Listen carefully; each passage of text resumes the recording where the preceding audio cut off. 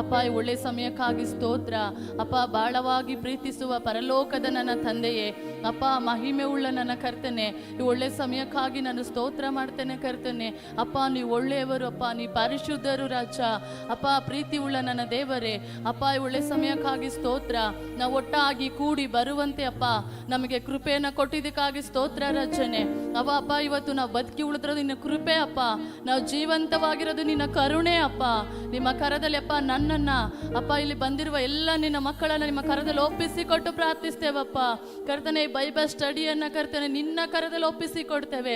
ಪರಿಶುದ್ಧಾತ್ಮನೇ ಅಪ್ಪ, 2-3 ಎಲ್ಲಿ ನನ್ನ ನಾಮದಲ್ಲಿ ಕೂಡಿ ಬಂದಿದ್ದಾರೋ ಅಲ್ಲಿ ನಾನಿದ್ದೇನೆ ಅಂತ ಹೇಳಿದಿರ ರಚನೆ ಅಪ್ಪ. ನಮ್ಮ ಮಧ್ಯದಲ್ಲಿ ನೀವು ಚಲಿಸಬೇಕಾಗಿ, ನಮ್ಮ ಮಧ್ಯದಲ್ಲಿ ನೀವು ಇಳಿದು ಬರಬೇಕಾಗಿ ಅಪ್ಪ, ಮಹಿಮೆ ಒಂದಿಗೆ ನಾವು ನಡೆಸುವಂತೆ ರಚನೆ ಅಪ್ಪ. ನಿನ್ನ ಕರ ಬಲವಾಗಿ ಶಕ್ತವಾಗಿ ಸ್ಥಳದಲ್ಲಿ ಚಾಲಿಸಬೇಕಾಗಿ ಕರ್ತನೆ ಅಪ್ಪ, ನಿನ್ನ ಕರದಲ್ಲಿ ಒಪ್ಪಿಸಿಕೊಟ್ಟು ಪ್ರಾರ್ಥಿಸ್ತೇವೆ ಕರ್ತನೆ. ಒಂದೊಂದು ಭಾಗದಲ್ಲೂ ಕರ್ತನೆ ಅಪ್ಪ ಕರ್ತನೆ ನೀ ಮಹಿಮೆ ಆಗಿ ಚಲಿಸಬೇಕಾಗಿ ಅಪ್ಪ ಕರ್ತನೆ, ನಿನ್ನ ಪ್ರಸನ್ನತೆ ಒಂದಿಗೆ ಅಪ್ಪ ಕರ್ತನೆ ನಾವು ನಡೆಸುವಂತೆ ನೀ ಕೃಪೆ ಕೊಡಿ ರಚನೆ. ಆರಾಧನೆ ಭಾಗವನ್ನು ನಿಮ್ಮ ಕರದಲ್ಲಿ ಒಪ್ಪಿಸಿಕೊಡ್ತೇವಪ್ಪ ಕರ್ತನೆ. ವಾಕ್ಯದ ಭಾಗವನ್ನು ನಿಮ್ಮ ಕರದಲ್ಲಿ ಒಪ್ಪಿಸಿಕೊಡ್ತೇವಪ್ಪ ಕರ್ತನೆ. ಬೈಬಲ್ ಸ್ಟಡಿ ಮುಖಾಂತರ ರಚನೆ ಅಪ್ಪ ಅನೇಕ ಕುಟುಂಬಗಳು ಕಟ್ಟುವಂತೆ ರಚನೆ ಅಪ್ಪ. ಒಂದೊಂದು ಕರ್ತನೆಗೆ ಕೂಟದಲ್ಲಪ್ಪ ಒಂದೊಂದು ಭಾಗದಲ್ಲಿ ನಮ್ಮ ಅಳತೆ ಇಲ್ಲದ ನಿನ್ನ ಪ್ರಸನ್ನತೆ, ನಿನ್ನ ಮಹಿಮೆಯನ್ನು ಕಾಣುವಂತೆ ಅಪ್ಪ ನಮಗೆ ಕೃಪೆಯನ್ನು ಅನುಗ್ರಹಿಸು ತಂದೆ. ನಿಮ್ಮ ಕರದಲ್ಲಿ ನಮ್ಮನ್ನು ಒಪ್ಪಿಸಿಕೊಟ್ಟು ಪ್ರಾರ್ಥಿಸ್ತೇವೆ. ಮೊದಲಿನ ಕೊನೆವರೆಗೂ ನೀವು ಆಳ್ಲಿಕ್ಕೆ ಮಾಡಿ ಎಲ್ಲ ಮಹಿಮೆ ನಿಮ್ಮೊಬ್ಬರಿಗೆ ಸಲ್ಲಿಸ್ತೇವೆ. ಯೇಸುವಿನ ನಾಮದಲ್ಲಿ ಪ್ರಾರ್ಥಿಸಿ ಬೇಡಿ ಹೊಂದಿದ್ದೇನೆ ಪರಲೋಕದ ತಂದೆಯೇ, ಆಮೇನ್. ಹಾಲೆಲೂಯಾ. ಎಲ್ಲರೂ ಉತ್ಸಾಹದಿಂದ ಆಮೇಲೆ ಹಾಲೆಲೂಯ. ಸ್ತೋತ್ರ ಸ್ತೋತ್ರ ಸ್ತೋತ್ರ. ಸ್ತುತಿ ಗಣ ಮಾನ ಮಹಿಮೆ ಯೇಸು ರಾಜನಿಗೆ, ನನ್ನ ಹೃದಯದ ದೀಪಕ್ಕೆ. ಸ್ತುತಿ ಗಣ ಮಾನ ಮಹಿಮೆ ಯೇಸು ರಾಜನಿಗೆ, ನನ್ನ ಹೃದಯದ ದೀಪಕ್ಕೆ. ಸ್ತೋತ್ರ ಮೇಘ ಸ್ತಂಭವೇ, ಸ್ತೋತ್ರ ಅಗ್ನಿ ಸ್ತಂಭವೇ, ಸ್ತೋತ್ರ ಮೇಘ ಸ್ತಂಭವೇ, ಸ್ತೋತ್ರ ಅಗ್ನಿ ಸ್ತಂಭವೇ. ಸ್ತುತಿ ಗಣ ಮಾನ ಮಹಿಮೆ ಯೇಸು ರಾಜನಿಗೆ, ನನ್ನ ಹೃದಯದ ದೀಪಕ್ಕೆ. ಸ್ತುತಿ ಗಣ ಮಾನ ಮಹಿಮೆ ಯೇಸು ರಾಜನಿಗೆ, ನನ್ನ ಹೃದಯದ ದೀಪಕ್ಕೆ. ಸೆರಬಿನ ಮಧ್ಯದಲ್ಲಿ ಕೆರಬಿನ ಮಧ್ಯದಲ್ಲಿ ವಾಸಿಸುವಾತನಿಗೆ ಸ್ತುತಿ ಗಣ ಮಹಿಮೆ, ಸ್ತುತಿ ಗಣ ಮಹಿಮೆ. 2-3 ಸೇರಿ ಬರುವ ಸ್ಥಳದಲ್ಲಿ ಆತ್ಮವ ಸುರಿಸವರೇ. ಸೆರಬಿನ ಮಧ್ಯದಲ್ಲಿ ಕೆರಬಿನ ಮಧ್ಯದಲ್ಲಿ ವಾಸಿಸುವಾತನಿಗೆ ಸ್ತುತಿ ಗಣ ಮಹಿಮೆ, ಸ್ತುತಿ ಗಣ ಮಹಿಮೆ. 2-3 ಸೇರಿ ಬರುವ ಸ್ಥಳದಲ್ಲಿ ಆತ್ಮವ ಸುರಿಸವರೇ. ಸ್ತೋತ್ರ ಮೇಘ ಸ್ತಂಭವೇ, ಸ್ತೋತ್ರ ಅಗ್ನಿ ಸ್ತಂಭವೇ. ಸಂತೋಷದಿಂದ ಸ್ತೋತ್ರ ಮೇಘ ಸ್ತಂಭವೇ, ಸ್ತೋತ್ರ ಅಗ್ನಿ ಸ್ತಂಭವೇ. ಸ್ತುತಿ ಗಣ ಮಾನ ಮಹಿಮೆ ಯೇಸು ರಾಜನಿಗೆ, ನನ್ನ ಹೃದಯದ ದೀಪಕ್ಕೆ. ಸ್ತುತಿ ಗಣ ಮಾನ ಮಹಿಮೆ ಯೇಸು ರಾಜನಿಗೆ, ನನ್ನ ಹೃದಯದ ದೀಪಕ್ಕೆ. ಭೂಮಿಯನ್ನು ಯಾವ ಆಧಾರವಿಲ್ಲದೆ ತೂಗಿ ಹಾಕಿದವನೇ ಸ್ತುತಿ ಗಣ ಮಹಿಮೆ, ಸ್ತುತಿ ಗಣ ಮಹಿಮೆ. ಸಮುದ್ರದಲ್ಲಿ ನೀರು ಹೇಗೋ ಹಾಗೆ ಭೂಮಿಯಲ್ಲಿ ನಿನ್ನ ಪ್ರಸನ್ನತೆ ತುಂಬಿದೆ. ಭೂಮಿಯನ್ನು ಯಾವ ಆಧಾರವಿಲ್ಲದೆ ತೂಗಿ ಹಾಕಿದವನೇ ಸ್ತುತಿ ಗಣ ಮಹಿಮೆ, ಸ್ತುತಿ ಗಣ ಮಹಿಮೆ. ಸಮುದ್ರದಲ್ಲಿ ನೀರು ಹೇಗೋ ಹಾಗೆ ಭೂಮಿಯಲ್ಲಿ ನಿನ್ನ ಪ್ರಸನ್ನತೆ ತುಂಬಿದೆ. ಸ್ತೋತ್ರ ಮೇಘ ಸ್ತಂಭವೇ, ಸ್ತೋತ್ರ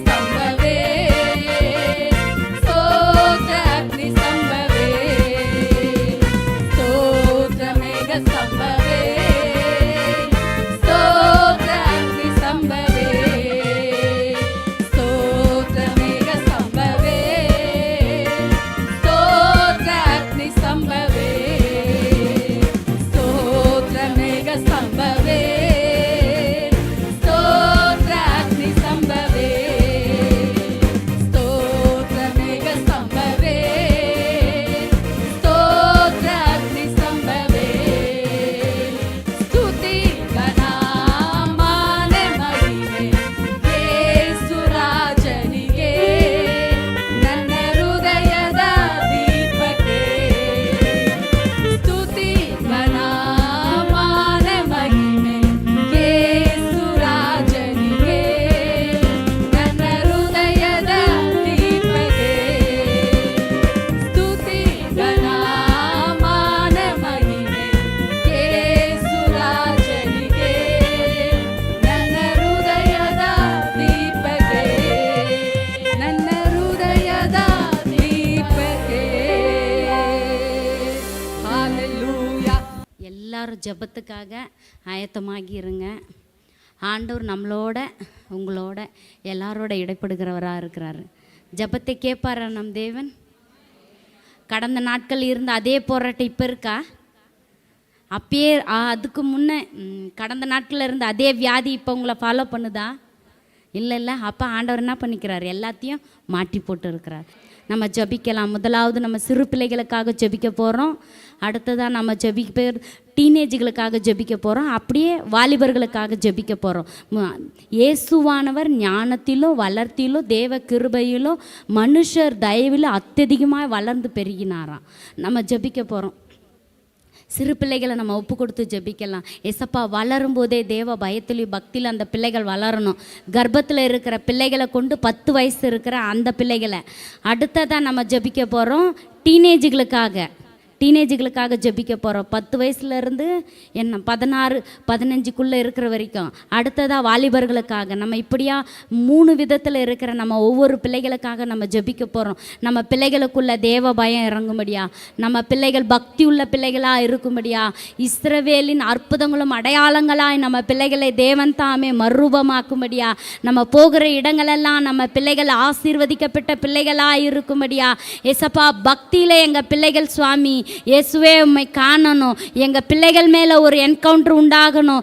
எங்கள் பிள்ளைகளை நீங்கள் தொடணும் ஏசப்பா. எங்கள் சிறு பிள்ளைகளை நீங்கள் தொடணும் அப்பா. இயேசுவே நீங்கள் ஹalleluya ஜெபிக்கலாம். பிள்ளைகள் ஆவிக்குரிய வண்ணமாய் தேவன் தாமே ஆசீர்வதிக்கும்படியாக ஜெபிக்கலாம். பிள்ளைகள் தரிசனங்களை பார்க்கிறவர்களாகவும் கனவுகளில் காணுகிறவர்களாகவும் எங்கள் பிள்ளைகள் அப்பா தீர்க்க தரிசினா அப்பா உரைக்கிறவர்களாகவும் எங்கள் பிள்ளைகள் எல்லா விதத்திலும் அப்பா பக்தியில் அப்பா நல்ல தேறின பிள்ளைகளா சுவாமி எங்கள் பிள்ளைகள் மேலே அப்பா உங்கள் கரம் இறங்க ஜெபிக்கிறோம். தேவாவியானவரே எங்கள் பிள்ளைகளை நீங்கள் ஹalleluya தொடுங்கப்பா. ஆவியானவரே எங்கள் பிள்ளைகளை தொடுங்க. எங்கள் பிள்ளைகளை நீங்கள் மேற்கொள்ளுங்க. எங்கள் பிள்ளைகளை கரத்தை நீங்கள் பிடிங்கப்பா. எங்கள் பிள்ளைகளை முற்றிலுமாய் நீர் மேற்கொள்ளுங்க சுவாமி. அப்பா எங்கள் பிள்ளைகள் ராஜா உம்மது சாயல் அடையணும் அப்பா. எங்கே இருந்தாலும் பிள்ளைகள் சாட்சி உள்ள பிள்ளைகளாக இருக்கணும் அப்பா. கிறிஸ்துவை அப்பா காண்பிருக்கிற பிள்ளைகளாக இருக்கணும் சுவாமி. இயேசுவே அந்நிய பிள்ளைகளுக்கும் எங்கள் பிள்ளைகளுக்கும் ஒரு வித்தியாசம் உண்டாகணும் அப்பா. இயேசுவே சோத்தரிக்கிறோம். பிள்ளைகள் மேலே தேவக்கரம் இறங்கட்டும் அப்பா. ஆமேன். அடுத்ததான் நம்ம ஜெபிக்கலாம். டீனேஜ் பிள்ளைகளுக்காக வாலிபர்களுக்காக நம்ம 2 விதத்தில் இருக்கிற எல்லா பிள்ளைகளும் நம்ம ஒப்பு கொடுத்து ஜெபிக்கலாம். பிள்ளைகளோட எஜுகேஷனை தேவன் தாமே ஆசீர்வதிக்கணும். ஒரு பிள்ளைகளும் வழி தவறி போகக்கூடாது. காலேஜுக்கெல்லாம் போகும்போது பார்க்குறோம் அநேக விதமான தப்பான காரியங்களில் பிள்ளைகள் சிக்கி தவிக்கிறாங்க. இந்த நாட்களில் அப்பா எங்கள் பிள்ளைகள் அப்படியா சுவாமி உலகத்தார் கையில் சிக்கக்கூடாது. எந்த ஒரு அப்பா உலக மோகத்தில் விழுந்து எசப்பா சிக்கி தவிக்கக்கூடாது. அடுத்ததாக மொபைல் அடிஷனில் எங்கள் பிள்ளைகள் அப்பா சிக்கக்கூடாது. ஒவ்வொரு நம்ம வாலிப பிள்ளைகளுக்காகவும் ஒவ்வொரு டீனேஜ் பிள்ளைகளுக்காகவும் நம்ம ஜெபிக்க போகிறோம். அவங்க எதிர்காலத்தை தேவன் தாமே ஆசீர்வதிக்கணும். தானாக தன் துணையை தேடக்கூடாது. ஆண்டவர் சித்தத்துக்காக வெயிட் பண்ணணும். நம்ம பிள்ளைகளோட ஹalleluya அவங்களோட ஹையர் ஸ்டடிக்காகவும் அடுத்ததாக அவங்களோட திருமண காரியத்தில் கூட தேவக்கரம் அசைவாடணும். நம்ம டீனேஜ் பிள்ளைகளோட எஜுகேஷனுக்காக, அடுத்ததாக நம்ம வாலிபர்களோட ஏற்ற துணைகளுக்காக, அவங்க வேலை காரியங்களுக்காக ஏசப்பா தானே நம்ம பிள்ளைகளை ஒவ்வொருவரையும் உயர்ந்த படிப்பில் கொண்டு போகும்படியா, உயர்ந்த வேலைகளில் கொண்டு போகும்படியா ஏசப்பா எங்கள் பிள்ளைகள் சுவாமி அப்பா உமது கரத்தில் கொடுக்கிறோம். உமது திட்டங்கள் எங்கள் பிள்ளைகள் வாழ்க்கையில் நிறைவேறணும். ஜெபிக்கலாமா?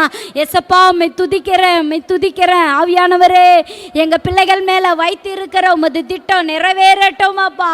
எங்கள் பிள்ளைகளை கொண்டு நீங்கள் செய்ய விரும்புகிற காரியங்களை செய்தருளும்படியா ஜெபிக்கிறோம். எங்கள் பிள்ளைகள் மேலே ஏசப்பா ஹalleluya ஆவியானவரே முற்றிலுமாய் பொறுப்பெடுங்க. எங்கள் பிள்ளைகள் போகும்போது வரும்போது உங்கள் தெய்வீக பாதுகாப்புக்காய் ஜெபிக்கிறோம். எங்கள் பிள்ளைகளுக்கு விசேஷமுள்ள ஞானத்தை கொடுத்து அப்பா இயேசுவே உயர்ந்த மதிப்பெண்களை எடுக்கிற பிள்ளைகளாய் நீர் அப்பா எங்கள் பிள்ளைகளை நீர் ஆசீர்வதிக்க, அவங்க ஞான மண்டலங்களை நீர் ஆசீர்வதிக்க ஜெபிக்கிறோம் அப்பா. ஹalleluya இயேசுவின் நாமத்தினால உயர்ந்த பதவிகளை வரணும் அப்பா. அப்பா நல்ல நல்ல பொசிஷனில் எங்கள் பிள்ளைகள் அப்பா போய் வேலை செய்யும்படியா சுவாமி தேவன் தாமே எங்கள் பிள்ளைகளை நீர் ஹalleluya ஆசீர்வதிக்கும்படியா ஜெபிக்கிறோம். தேவக்கரம் இறங்கட்டும்பா அப்பா. எங்கள் பிள்ளைகள் மேலே ஏசப்பா உமது திட்டங்கள் நிறைவேறட்டும் அப்பா. அவங்க எதிர்காலத்தை ஆசீர்வதிங்கப்பா. ஏற்ற துணைகளுக்காய் சோத்ர சுவாமி, நீங்கள் ஏற்படுத்துகிற அந்த துணைகளுக்காய் சோத்ர ராஜா. ஒவ்வொரு பிள்ளைகளும் தானாய் தன் இஷ்டத்துக்கு அப்பா இயேசுவே அவங்க வாழ்க்கையை தீர்மானிக்காதபடி உமது கரத்தில் கொடுத்து காத்திருக்கிற பிள்ளைகளாய் அப்பா ஒவ்வொரு பிள்ளைகளை ஒப்பு கொடுத்து ஜெபிக்கிறோம் சுவாமி. பிள்ளைகளை அடிக்கடி அலகழிக்கிற எல்லா மொபைல் அடிஷன்கள் இயேசுவின் நாமத்தினாலே நிர்மலமாகட்டும் இப்பவே. எங்க பிள்ளைகளை பின்தொடர்கிற எல்லா உலக மோகங்கள், எல்லா பேஷன்கள் இயேசுவின் நாமத்தினாலே அழியட்டும் இப்பவே. எங்க பிள்ளைகளை பின்தொடர்கிற எல்லா சாத்தானின் பிளான்களை முறியடிக்கிறோம் இயேசுவின் நாமத்தினால. எங்க பிள்ளைகள் மேல தேவ திட்டம் நிறைவேறட்டும் இப்பவே. ஏசப்பா எங்க பிள்ளைகள் ஜீவனுள்ள தேவனுடைய சேனைகளா எழும்பி பிரகாசிக்கட்டும் இயேசுவே. எங்க பிள்ளைகள் இஸ்ரவேலின் அற்புதங்களாய் அடையாளங்களாய் சபைகளை நீர் ஆசீர்வதிப்பதுக்காய் சோத்திரம். எங்க பிள்ளைகளை உலகத்தை கலக்கிறவர்களாய் நீர் மாற்றும்படியாய் சோத்திரம். எங்க பிள்ளைகள் எல்லாம் அப்பா கர்த்தரால் போதிக்கப்பட்ட பிள்ளைகளாய் நீர் ஆசீர்வதிக்கும்படியாய் ஜெபிக்கிறோம்.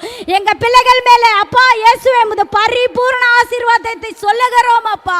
எங்க பிள்ளைகளோட எதிர்காலத்தை நாங்கள் ஆசீர்வதிக்கிறோம் இயேசுவே. எங்க பிள்ளைகளை முற்றிலுமாய் நீர் அப்பா கரம் பிடித்து நடத்தும் அப்பா. உண்மையே சார்ந்து இருக்கிறோம் சுவாமி. எங்க பிள்ளைகளை நாங்க பாதுகாக்க முடியாது, எங்க பிள்ளைகளை நீங்க பாதுகாத்து கொள்ளுங்கப்பா. எங்க பிள்ளைகள் போகிற இடங்கள் எல்லாம் சுவாமி உமது பயமும் பக்தியும் அந்த பிள்ளைகளுக்குள்ள கிரியை செய்யட்டும் அப்பா.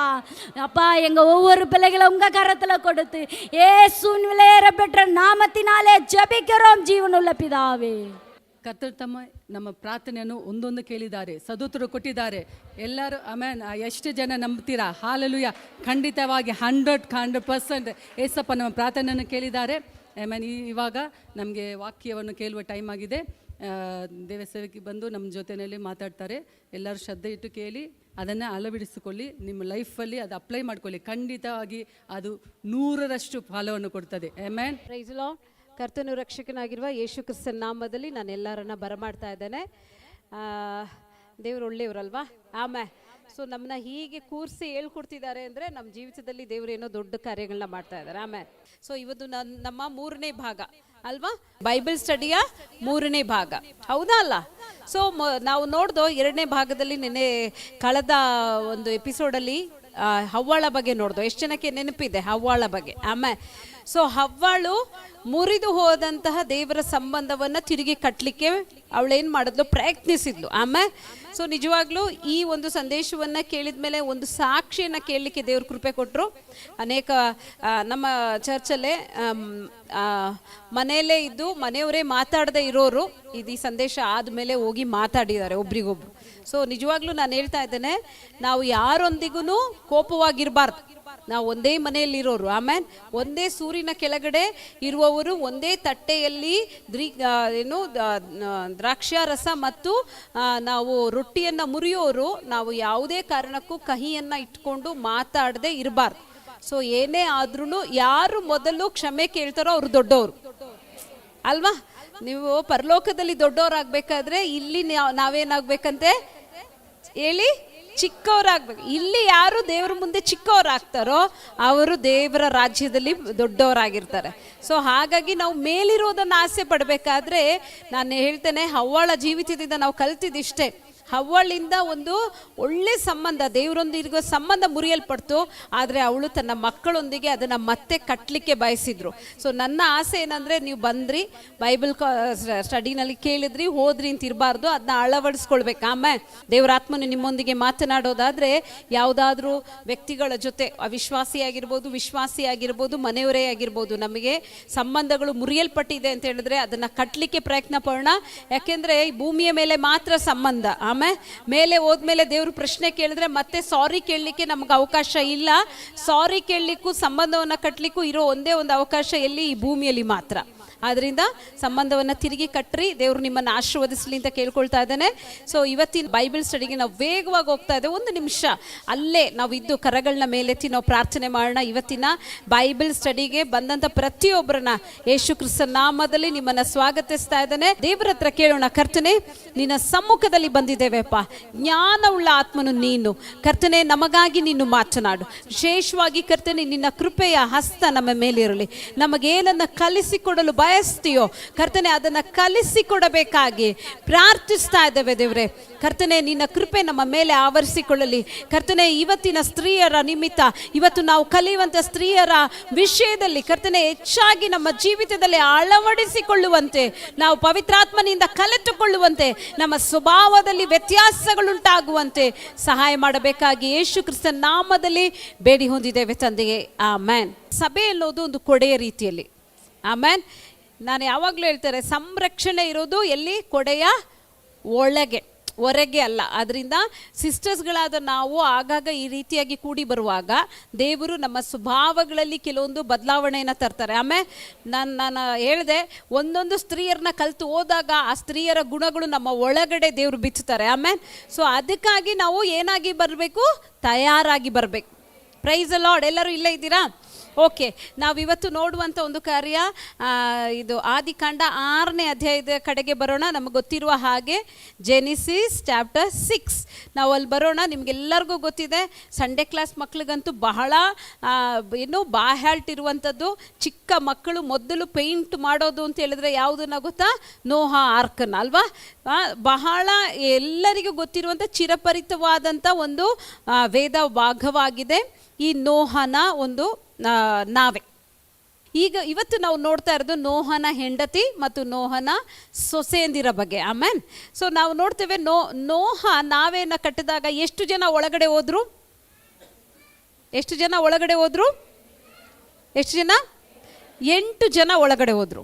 ಸೊ ಅದರಲ್ಲಿ 4 ಜನರ ಹೆಸರು ಬರೆಯಲ್ಪಟ್ಟಿದೆ, ಇನ್ನು 4 ಜನರ ಹೆಸರು ಬರೆಯಲ್ಪಟ್ಟಿಲ್ಲ. ಅದಾಗಿದೆ. ಇವತ್ತು ನಾವು ಹೆಸರು ಇಲ್ಲದ 4 ಸ್ತ್ರೀಯರ ಬಗ್ಗೆ ನಾವು ಕಲೀಲಿಕ್ಕೆ ಹೋಗ್ತಾ ಇದ್ದೇವೆ. ಆಮೇಲೆ ನೋಡ್ರಿ, ಒಂದು ಹೇಳಲಿಕ್ಕೆ ಸಾಧ್ಯ, ಯಾರು ನಮಗೆ ಇಂಪಾರ್ಟೆನ್ಸ್ ಕೊಡ್ತಾರೋ ಇಲ್ವೋ ಗೊತ್ತಿಲ್ಲ, ಆದರೆ ಸ್ವರ್ಗ ಮಾತ್ರ ನಮಗೆ ಇಂಪಾರ್ಟೆನ್ಸ್ ಕೊಡುತ್ತೆ. So nameless woman.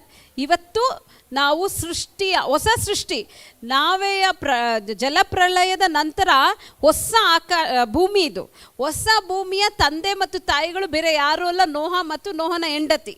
ಸೊ ನಾವು ನೋಡಬೇಕಾದ್ರೆ ನೋಹಾಸ್ ವೈಫ್ ಜನರೇಷನ್ ಆಗಿ ಬರ್ತೀವಿ ಅಲ್ವಾ? ಅವರಾಗಿದೆ ಹೊಸ ಒಂದು ಭೂಮಿಯ ತಾಯಿ. ಓಕೆ, ಹಾಗಾದರೆ ಎಷ್ಟು ಇಂಪಾರ್ಟೆನ್ಸ್ ಇದ್ದಿರ್ಬೋದಲ್ಲ. ಸೊ ಇವಾಗ ಇದನ್ನು ಕೇಳುವಾಗ ನೀವು ನಿಮ್ಮ ಮನೆಯ ಒಂದು ಇಂಪಾರ್ಟೆಂಟ್ ರೋಲ್ ಆಗಿದ್ದೀರಾ. ಆಮೇಲೆ ನೀವೆಲ್ಲರೂ ಅಡುಗೆ ಮಾಡ್ತೀರಲ್ಲ, ಚಿಕ್ಕ ಮಕ್ಕಳು ಕೂಡ ಅಡುಗೆ ಮಾಡ್ತಾರೆ. ಸೊ ಎಲ್ಲರೂ ಏನಾದರೂ ಒಂದು ಅಡುಗೆ ಮಾಡೇ ಮಾಡ್ತೀರಾ. ಸೊ ಉಪ್ಪು ಇಲ್ಲದೆ ಯಾವುದಾದ್ರೂ ಮಾಡ್ತೀರಾ? ಉಪ್ಪಿಲ್ಲದ ಒಂದು ವಸ್ತು ಇರಲ್ಲ ಅಲ್ವಾ? ಒಂದು ದಿನ ನಿಮಗೆ ಉಪ್ಪಿಲ್ಲದೆ ಏನಾದರೂ ಮಾಡು ಅಂತ ಹೇಳಿದ್ರೆ ಅದನ್ನು ತಿನ್ನಲಿಕ್ಕಾಗುತ್ತಾ? ಉಪ್ಪು ಇಲ್ಲ ಅಂದರೆ, ಯಾಕೆಂದರೆ ಆ ಉಪ್ಪು ಏನಾಗುತ್ತೆ, ಒಂದು ವೇಳೆ ನೀವು ಸಾರು ಮಾಡಿ ಉಪ್ಪು ಹಾಕಿದಾಗ ಉಪ್ಪು ಕರಗದೆ ಹಾಗೆ ನಿಂತರೆ ಆ ಸಾರಿಗೆ ರುಚಿ ಬರುತ್ತಾ? ಖಂಡಿತ ಬರಲ್ಲ, ಹೌದಲ್ಲ? ಯೋಚನೆ ಮಾಡ್ರಿ.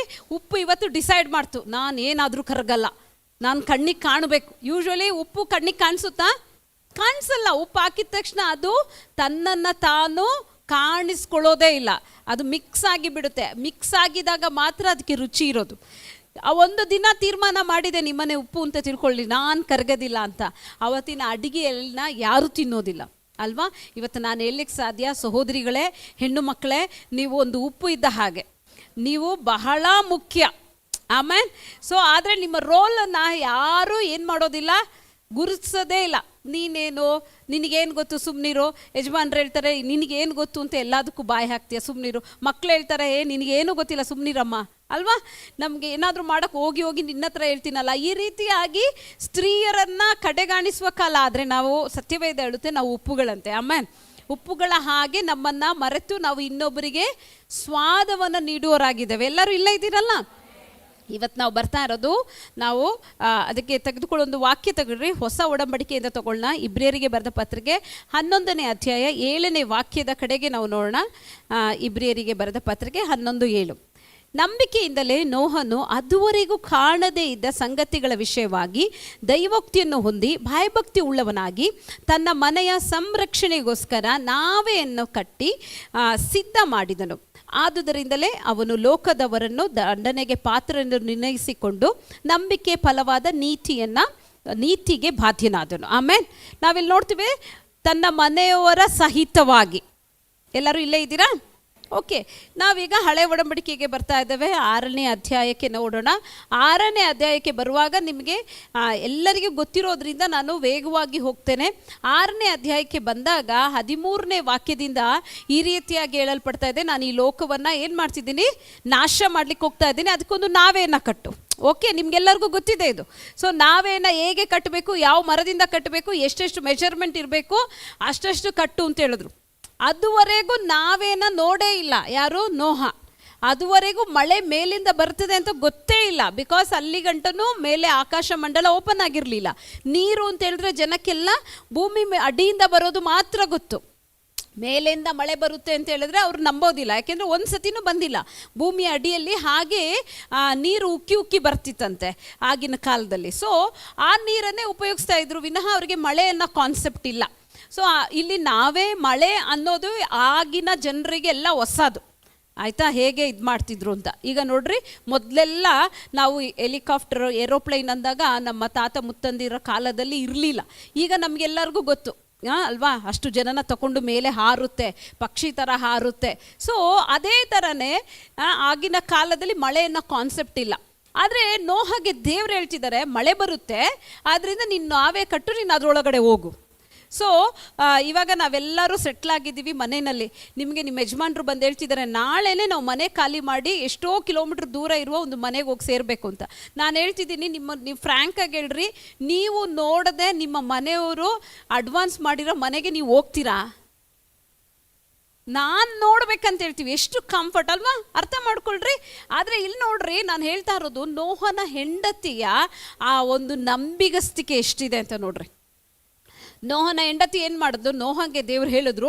ನೋಹ ಬಂದು ತನ್ನ ದರ್ಶನವನ್ನು ಮನೆಯವ್ರಿಗೆ ಹೇಳಿದಾಗ ಹೆಂಡತಿ ಜೊತೆ ನಿಂತಳು. ಆಮೇಲೆ ಸೊ ಇವತ್ತು ಅವಳ ಹೆಸರು ಬರೆಯಲ್ಪಟ್ಟಿಲ್ಲ, ಆದರೆ ಜೂಯಿಷ್ ಗ್ರಂಥದಲ್ಲಿ ತಳ್ಳಲ್ಪಟ್ಟ ಪುಸ್ತಕದಲ್ಲಿ ಅವಳ ಹೆಸರು ನಾಮ್ ಅಂತ ಬರೆಯಲ್ಪಟ್ಟಿದೆ.